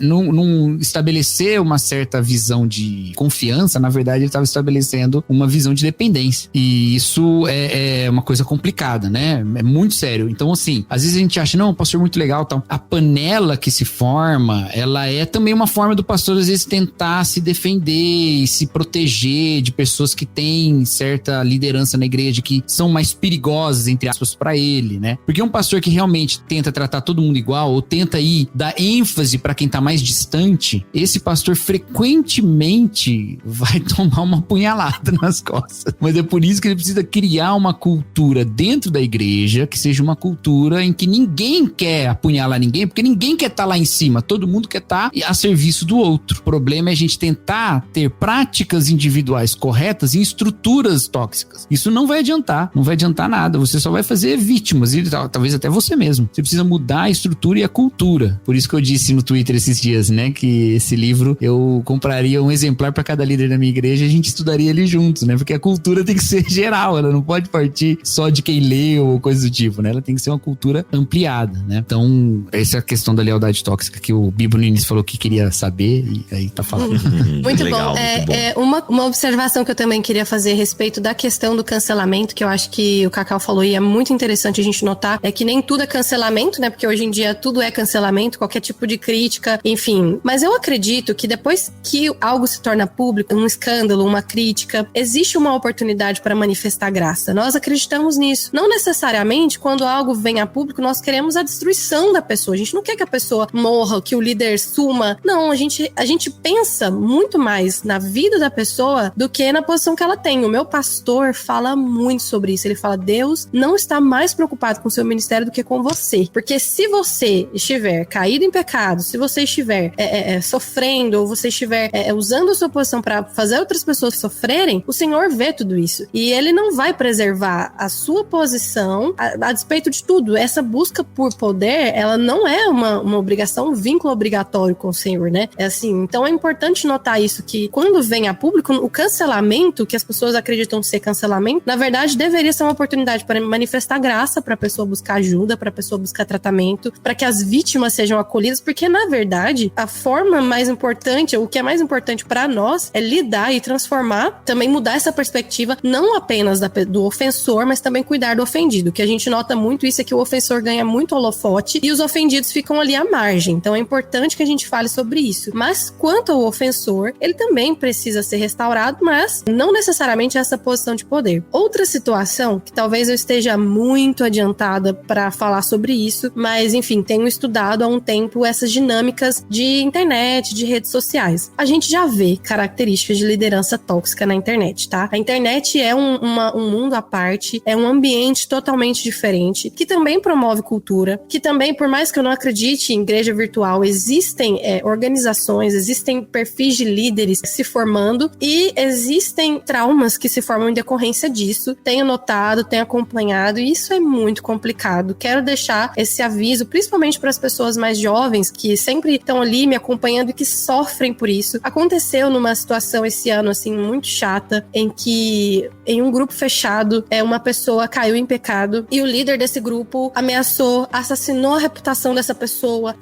assim, sabe, excluiu essa pessoa de todas as formas possíveis, e essa pessoa não estava debaixo da liderança direta desse líder, mas por terem, assim, por compartilharem ali a caminhada virtual teológica e um pouquinho dessa vida espiritual, esses papéis acabaram se confundindo. Então, cuidado com as lideranças virtuais, cuidado com as pessoas com quem vocês escutam, com quem vocês andam, porque eu tenho visto ambientes extremamente tóxicos na internet, e isso me preocupa, porque são pessoas que estão formando grupos virtualmente para que se tornem igrejas no futuro, e são narcisistas. E eu não tenho dúvida disso, isso me preocupa extremamente, porque desde o começo a gente já vê esses sinais muito claros e o rastro de destruição. Então eu preciso que vocês se cuidem, eu preciso que vocês sejam fiéis à igreja de vocês e não se deslumbrem com a internet, com a sensação de poder, com fulano que tá andando com fulano que é famoso, com ciclano que tá no podcast do Bibotalk.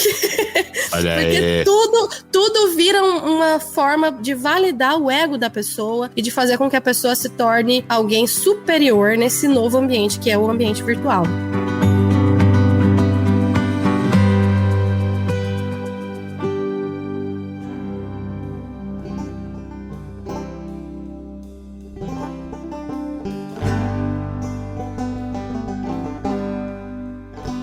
Galera, 1 hora e pouco falando de cultura tóxica, assunto meio pesado. E galera, só arranhamos a superfície aí, hein? Só arranhamos a superfície. Tem vários desdobramentos, muitos desdobramentos. Você precisa realmente abrir os olhos porque quer ver onde tem muita toxicidade? Não existe essa palavra, né? Mas quer saber um ambiente bem tóxico? A tal da paternidade espiritual. A gente talvez faça um episódio só sobre isso. Mas por meio aí dessa fala, não, a paternidade espiritual, o pai como pastor, o pastor como pai, enfim, tem muita opressão em cima dessa paternidade espiritual, né? Por meio dessa paternidade espiritual. Então abra o olho, sabe? Líderes que se metem demais na vida dos seus liderados, que querem decidir até com quem vai casar, isso tudo é tóxico, tá? Isso é tudo foge da orientação para uma subordinação. Então assim, se é aquele ambiente onde tudo você tem que pedir pro seu líder, sabe? Ambiente tóxico, já não é mais cuidado, tá? Então assim, tem que tomar, sabe? Tem que ter sabedoria para discernir cuidado de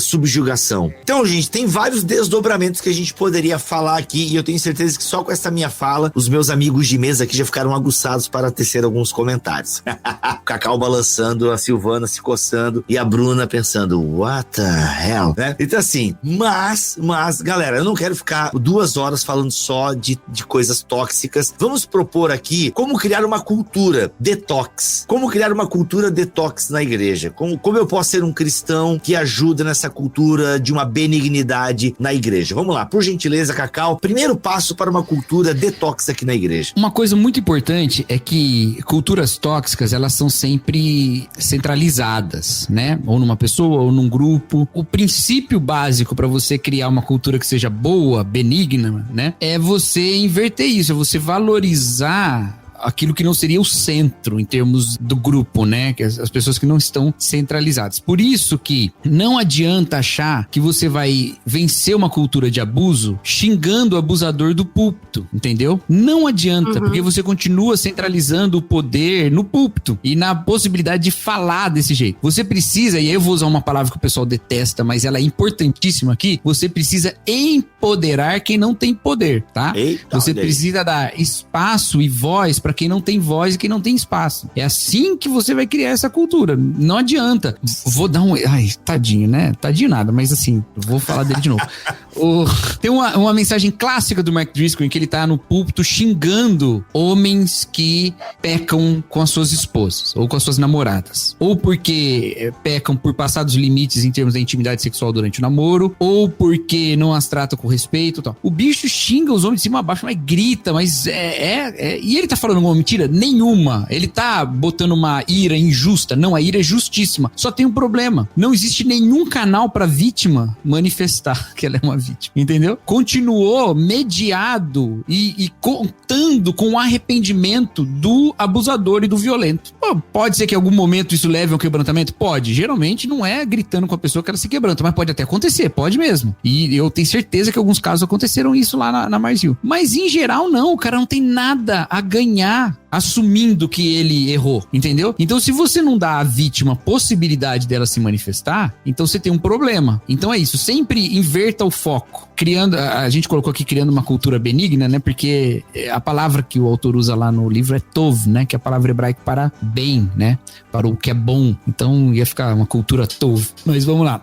Primeiro ponto, são 7 pontos aqui, né? Primeiro ponto, estimular a empatia, resistindo a uma cultura narcisista, né? O narcisista, ele tá centrado em si mesmo, né? E a empatia é você sentir o outro, né? Sentir o que o outro sente ou colocar-se à disposição do sentimento do outro, né? Então a gente precisa valorizar essa empatia, valorizar o que o outro tá passando, o que o outro tá vivendo e tal. Beleza. Então é isso. O narcisista, ele é incapaz de ser empático. Talvez você não seja um narcisista clínico, vamos dizer assim, né?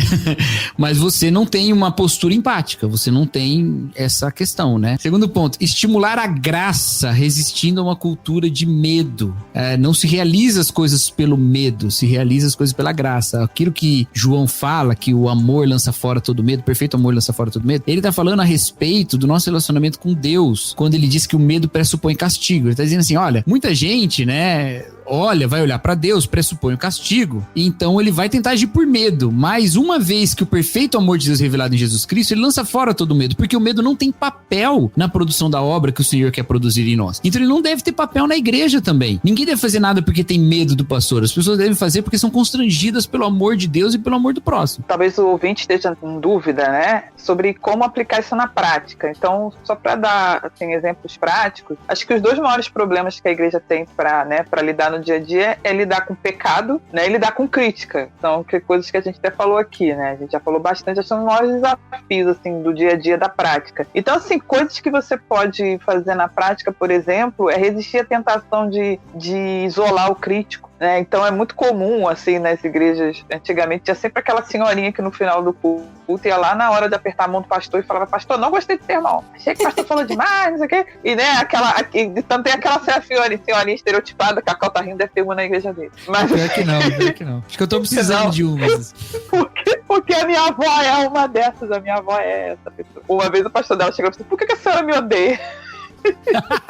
Mas assim, mas primeira situação que ela tiver necessidade, que ela precisa da assistência da igreja, cara, vamos ver se ela para de vir, vai para outro canto, né? Então, a gente tem que resistir a essa tentação, né? Até esse crítico, que é um crítico destrutivo, ele precisa ser abordado, educado, você tem que trabalhar para não ter novos, passando por isso, mais crítico, para que isso não vire uma bola de neve. Criar uma cultura de construção até dos pontos negativos e tudo mais, e submeter esse exercício. É difícil, né? Então você termina lá, vou dar um exemplo, eu que já trabalhei com o Ministério de Teatro, né? Terminar lá o evento da peça e tudo mais, sentar e ver, galera, como é que foi? Pô, Silvana, aquele dia, aquele momento lá foi horrível. Se aprender a lidar com esses pontos negativos e submeter a isso para melhorias. Eu acho que é um exercício difícil, não é tão simples quanto parece de cara, nem deve ser só superficial, mas é uma coisa que ajuda. E outra coisa também é que quando, né, rola alguma situação de pecado, né, uma ideia prática até para manifestar essa graça e essa empatia é você se preocupar em que o pecador também tem uma assistência de qualidade. Porque a gente está falando aqui, por exemplo, de abuso, né? Abusador e abusado. Então,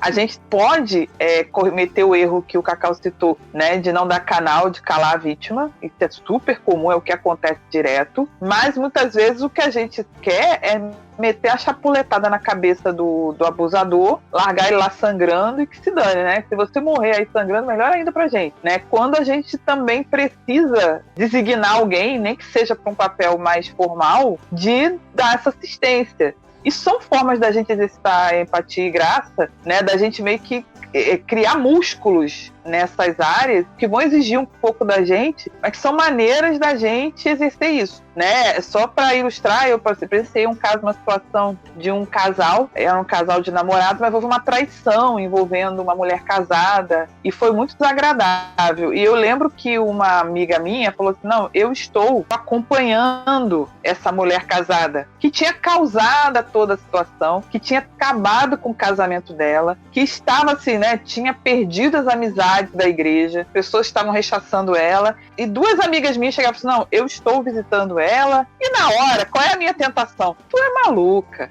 tu vai lidar com ela? Mas, gente, o que elas estavam fazendo era o certo, sob supervisão do pastor da igreja. Qual é a nossa tentação? É largar essa pessoa pra lá, e não, e isso, com certeza, contribuiu na restauração espiritual dessa pessoa.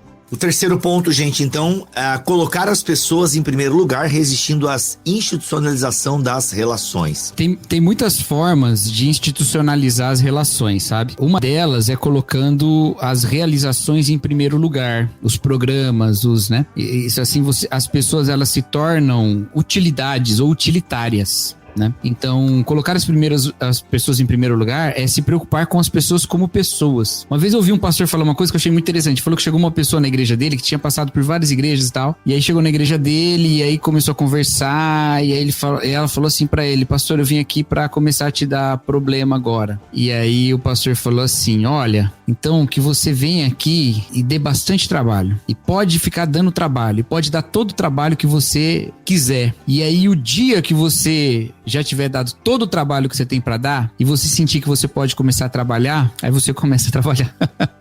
Caraca. Eu acho que isso é colocar as pessoas em primeiro lugar. Na verdade, ninguém é trabalho, as pessoas são pessoas e a gente quer elas ali, sabe? Então, lidar com pessoas que às vezes não oferecem nada para os objetivos institucionais, porque os nossos objetivos não devem ser institucionais. Então, você precisa se preocupar com as pessoas como pessoas, ouvi-las, ouvir suas histórias, saber quem elas são, leva tempo, né? E a gente precisa disso. Muito bom. Bruna, comenta pra nós aí, dizer a verdade resistindo às falsas narrativas. Quando um escândalo ou uma crítica vem à tona, geralmente o primeiro impulso, o impulso carnal, é que a verdade seja ofuscada por uma falsa narrativa bem construída para defender interesses, né? Defender interesses do líder, do pastor ou até mesmo da igreja como instituição. Mas isso não é uma cultura de bondade, isso não é uma cultura benigna. Eu acredito que nós precisamos sempre trabalhar com a verdade. Não precisamos ter medo da verdade. Nós somos cristãos e nós acreditamos que para o pecado existe perdão. Então não precisamos fugir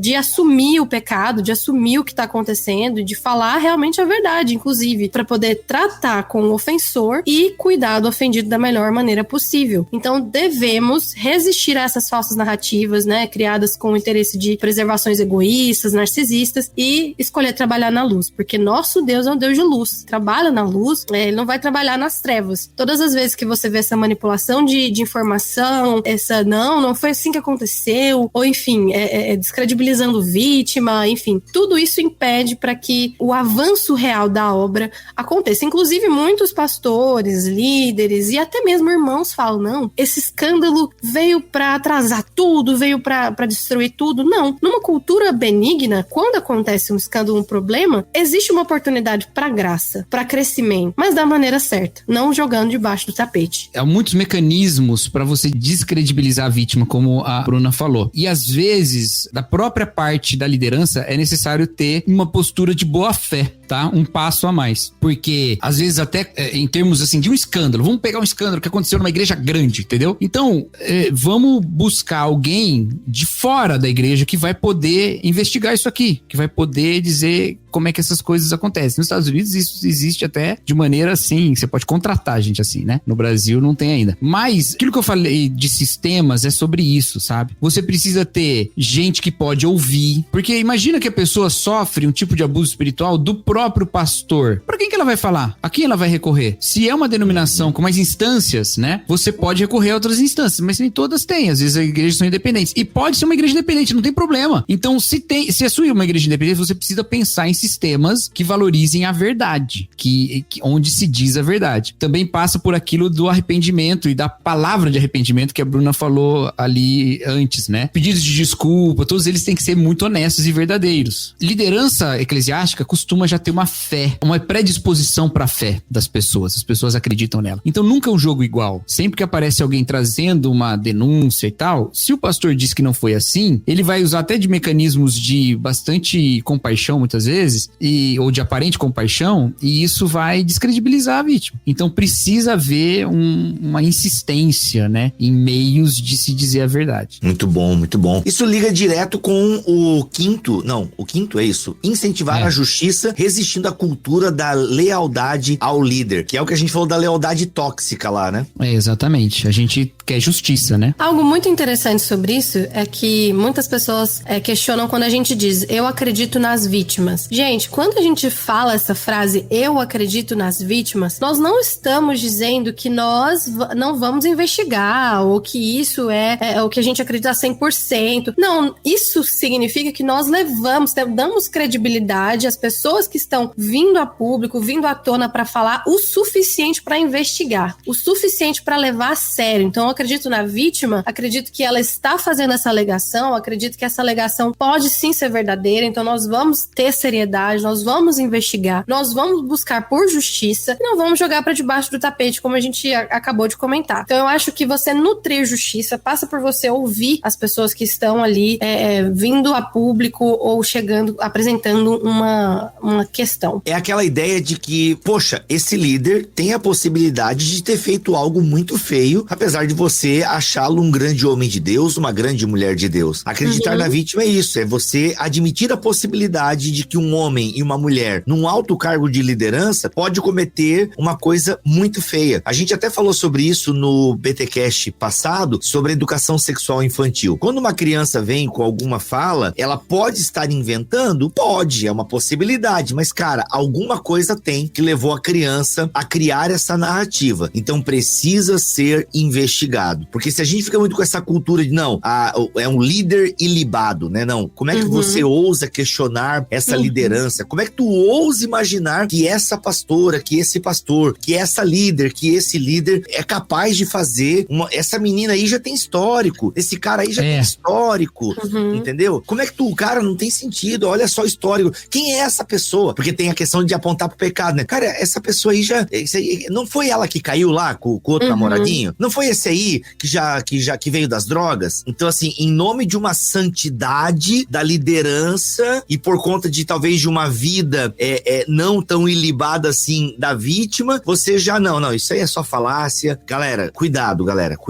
E sequer se senta com a pessoa para ouvi-la. Então a gente não tá nem falando de discursos falados que são descredibilizados. Às vezes, a igreja sequer sentou com a vítima que está fazendo uma denúncia, sentou para ouvir. Vem cá, me conta então o que aconteceu. Porque às vezes, gente, quando é uma coisa falsa, e eu já vi acusações falsas, situações, né, que está se fazendo uma acusação que é mentirosa, essa postura de sentar e conversar com a pessoa já vai ter uma conduta totalmente diferente, né, se a pessoa é dissimulada ou se a pessoa realmente passou por um evento. Então a gente sequer dá esse momento de se sentar e ouvir, né? Então a gente precisa praticar a escuta ativa, se a gente quiser uma cultura da verdade, da justiça. Exatamente.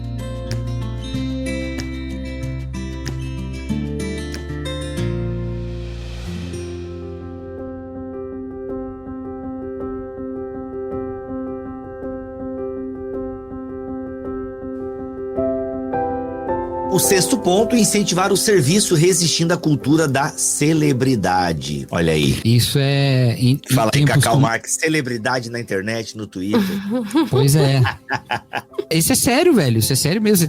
Isso é muito importante mesmo. A gente tá todo mundo na internet. E agora na pandemia, todos os pastores estão na internet, né? Porque todo mundo teve que fazer culto online, então... Exato. O worship fez tá aí pra mostrar que a galera tá na internet. E aquele negócio que eu falei sobre confundir o ministério com a pessoa, isso também acontece na internet, né? Então, assim, há uma certa resposta. A internet é isso, né? Você tem os redes sociais tem muito isso, né? Você tem uma gratificação muito rápida de qualquer coisa que você faz. Então, você se sente muito bem consigo mesmo quando você recebe um like, um RT e tal. Então, você acaba se sentindo muito importante e tal. Isso é cultura de celebridade. Você não precisa ser uma celebridade que as pessoas vão entrevistar pra saber o que você quer saber, ou não precisa ter nem oportunidades muito grandes a respeito disso. Só o fato de você estar bem preocupado em ser valorizado nessas coisas, isso já conta, né? Isso já pode corromper um pouco a sua forma de agir na igreja, em outros lugares, né? Então, aí falando especificamente pra pastor de novo, né?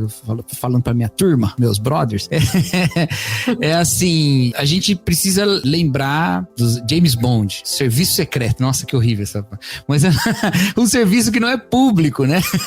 O cuidado com as pessoas que não se torna famoso, que não se torna importante, que não tá para ser visto por todo mundo. E isso é ministério enraizado, aprofundado. Isso é como os nossos pastores de outrora faziam. O que era ser um pastor na época? Não era ficar botando a cara na internet só para aparecer, né? E da mesma maneira, a gente não pode fazer da igreja um meio de nós nos destacarmos no mundo. Isso também acontece bastante, né? Isso sempre aconteceu, tá? Isso não precisou da internet, não, né? Os pastores se reuniam antigamente e queriam contar como a sua igreja era mais maravilhosa que a do outro, né?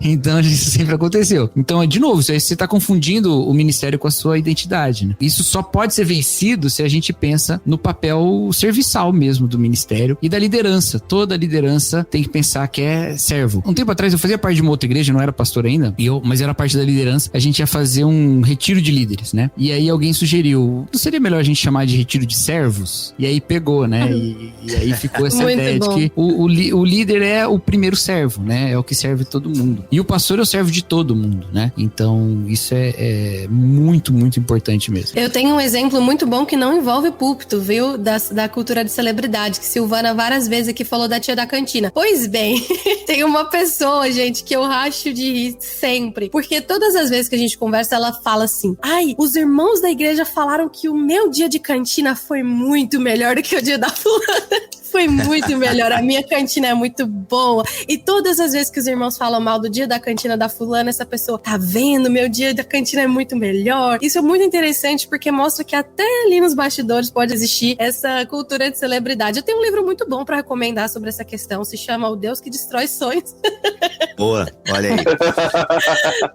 Olha aí. Então, sabe que essa questão da celebridade, a própria igreja e os irmãos e irmãs espelham essa cultura do mundo, né, da celebridade. Assim, quando eu vou nas igrejas, é incrível que às vezes eu fico lá atrás, né, conversando com o pastor, então eu meio que já chego pela porta de trás, e às vezes eu vou lá, prego, e a própria igreja já me puxa pra trás do púlpito de volta, né, e eu acabo nem falando com os irmãos às vezes. Por exemplo, aconteceu agora, né, o lançamento, enquanto a gente grava esse episódio, a gente fez o lançamento do livro Nova Mentalidade lá em São Paulo. Cara, foi muito legal que eu já cheguei cedo. E aí a gente já conversa com um monte de gente antes de começar o evento. A gente já tá ali recebendo a galera na porta. E aí alguns comentários me chamam a atenção, que o Cacau já ouviu isso, com certeza. Pô, vocês são gente como a gente, pô, muito humilde e tal. E às vezes as pessoas dizem isso só porque a gente tá ali na porta recebendo elas, né? E cara, isso deveria ser super normal, sabe? Isso deveria ser... Esse negócio de alguém descer do púlpito cercado de segurança, porque senão a galera amontou em cima, isso não deveria acontecer na igreja. Como eu já fui em eventos em que a pessoa não conseguiu descer do púlpito, né? Isso deveria ser normal. Por exemplo, eu já fui em conferência da Fiel, o tempo que eu frequentava a conferência da Fiel, né? E cara, eu vou dizer pra vocês, eu não queria ser Augusto Nicodemos, porque ele não tem segurança, né? Mas, cara, deveria Coitado. ter, porque o bicho desce do púlpito, ele não consegue ir até a porta, porque, mano, é um monte de irmão querendo bater foto, conversar. E ele, né, porque não é uma celebridade, mas ao mesmo tempo ele é uma celebridade, mas não age como tal, cara, fica ali dando atenção pra todo mundo e tal, e, mano, é muito desgastante. É muito desgastante. Então a própria igreja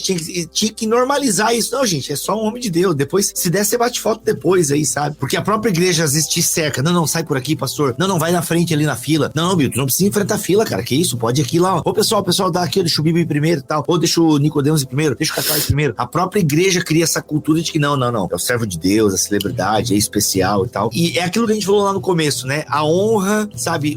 Dar o respeito, dar a honra, reconhecer a autoridade, com bajulação. Tem que saber discernir essas linhas aí. E é muito complicado, Bibo, porque assim, na minha geração nós já temos um problema mais grave ainda, que é o fato de que ser uma celebridade te confere uma autoridade, às vezes, pra você ter um cargo eclesiástico, ser pastor, alguma coisa assim. Isso é muito preocupante, né? O número de Instagram te possibilitar abrir uma igreja e às vezes a pessoa ainda não tá pronta, tem toda uma trajetória ministerial que ela pula por causa da fama. Então é muito complicado essa questão da cultura de celebridade, é um problema que veio pra ficar. Perfeito. Tá difícil. É o famoso que se converte e na semana seguinte já tá numa grande conferência, né? Falando um monte de besteira besteira e não sabendo nem que Paulo escreveu em 1 Coríntios 13. É punk. Gosto muito da Maju Trindade, que é uma influenciadora muito, assim, incrível. Ela se converteu e ela fala, gente, eu recebo milhões de convites pra ir pra igreja, pra ir pregar, mas eu não vou. Não vou porque eu quero estudar, eu quero aprender. Não é minha hora de estar ali na frente. Eu acho que essa humildade é muito importante. E a responsabilidade da igreja, né? Educar o povo sobre isso. Se na sua igreja tá rolando isso, né? Cabe ali a liderança falar, gente, moderem, né? Aquilo que a gente falou sobre ser discreto, moderar em tudo, né? Entra nisso também. Se a sua igreja tá com essa cultura, se os teus membros estão no Instagram, né? Na loucura, é parte do trabalho de discipulado trabalhar essa questão no coração das pessoas, porque uma hora sai de controle. A gente precisa repensar o que significa uma igreja de sucesso também, tá? A questão do tamanho da igreja,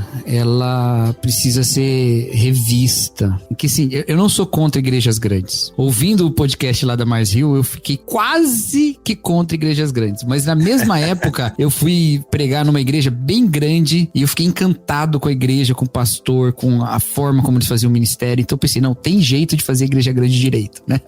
Não sou contra. Mas a gente precisa focar de novo a criação de igrejas que têm a sua autonomia, a plantação de igrejas com autonomia, sabe? A gente precisa focar isso de novo. Uma das características da Mars Hill, que foi do início da queda, foi que eles começaram a criar vários polos, todos centralizados. Eu não estudei suficiente sobre igrejas multi-site, então não vou falar sobre isso. Não sei se elas são possíveis, não são possíveis, saudáveis ou não saudáveis, mas uma coisa eu tenho certeza, é mais fácil você ser narcisista se quando você prega no domingo numa igreja, tem mais 10 te ouvindo por transmissão. Então você precisa cuidar do seu coração e precisa pensar um pouco em como se forma líderes para aquelas igrejas caminharem com suas pernas. Porque a gente pode usar desse meio de uma maneira correta. Acho que deve ter motivos, porque tem gente que eu respeito que usa. Contudo, isso não pode significar uma substituição de igrejas que são diretamente pastoreadas e alimentadas por pastores locais. A gente não pode substituir uma coisa pela outra. Então a gente precisa pensar muito nessa estrutura. De novo, não estudei o suficiente, não tome a minha palavra como crítica, porque eu não estudei o suficiente nem pra criticar, tá bom? Mas eu tô pensando mesmo em igrejas que crescem muito num lugar só. Vamos tirar a questão do multisite, então. Pensa numa igreja que cresce muito num lugar só. Por que não pensar na multiplicação, na plantação de novas igrejas que possam caminhar com as próprias pernas? Não vai ser um pastoreio mais próximo, né? Eu não tô falando que ela precisa ser pequena, mas ela precisa ter modos de fazer isso, de atingir mais gente, de criar mais famílias, porque esse é o processo de Deus, de criar um povo, todo mundo na família dele, né? Penso que é uma coisa pra gente olhar, porque isso faz parte também da cultura de celebridade.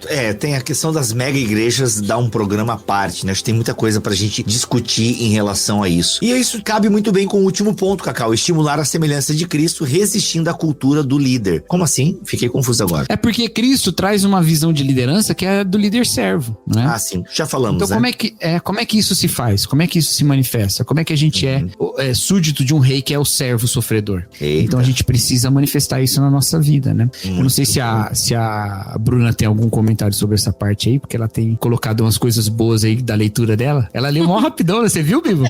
Pois é. Em inglês ainda, olha, chiquérrimo. Corri pra Eu li poder inglês ler. também, pô. Não tinha na minha cara. Assim.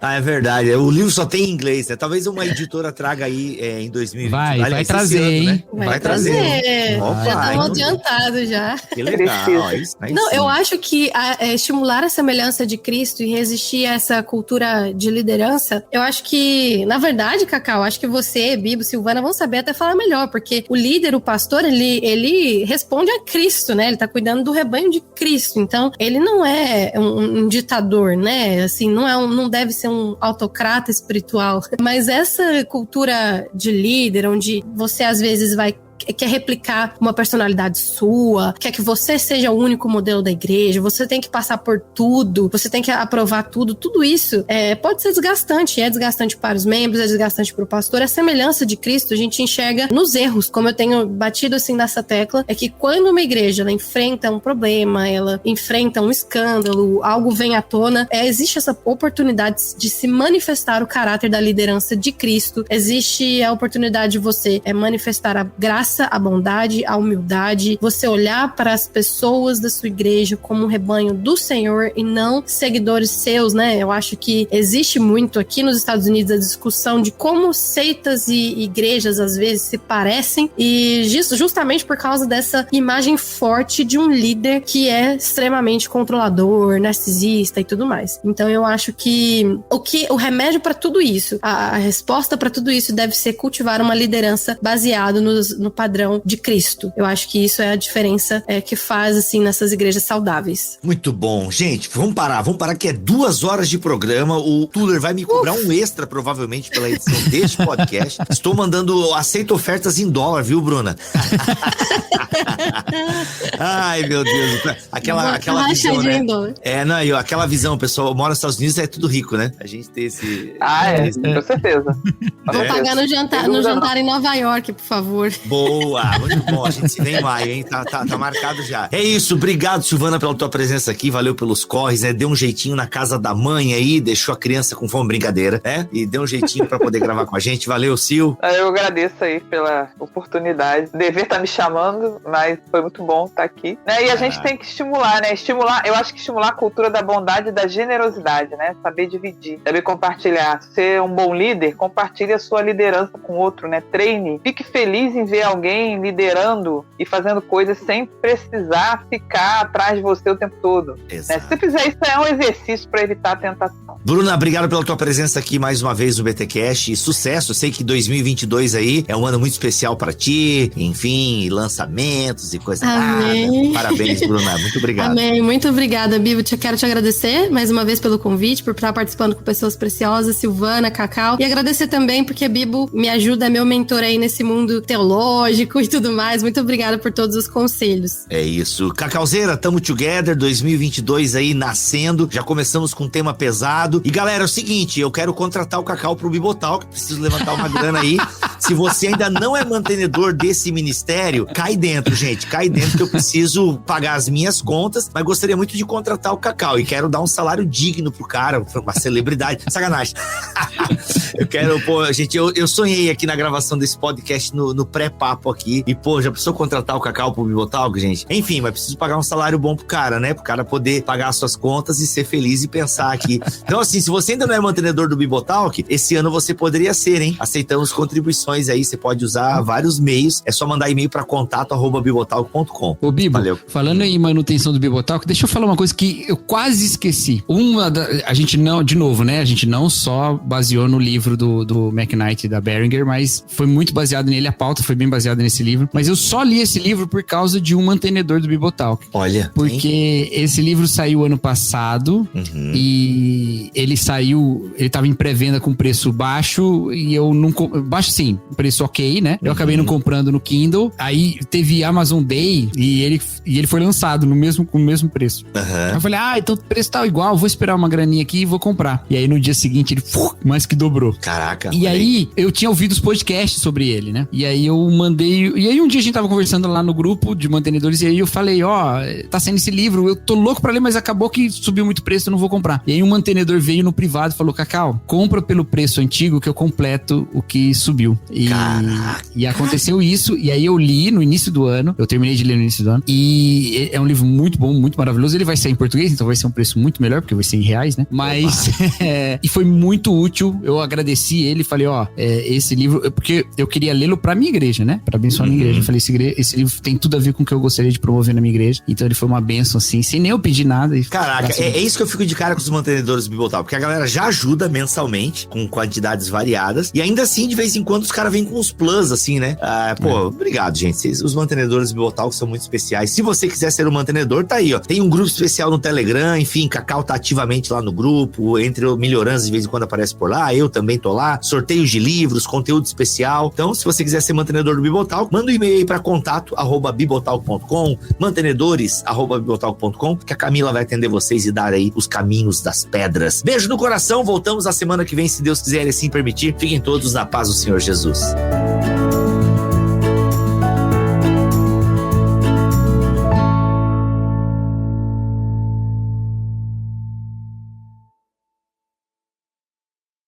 Este podcast foi editado por Bibotalk Produções.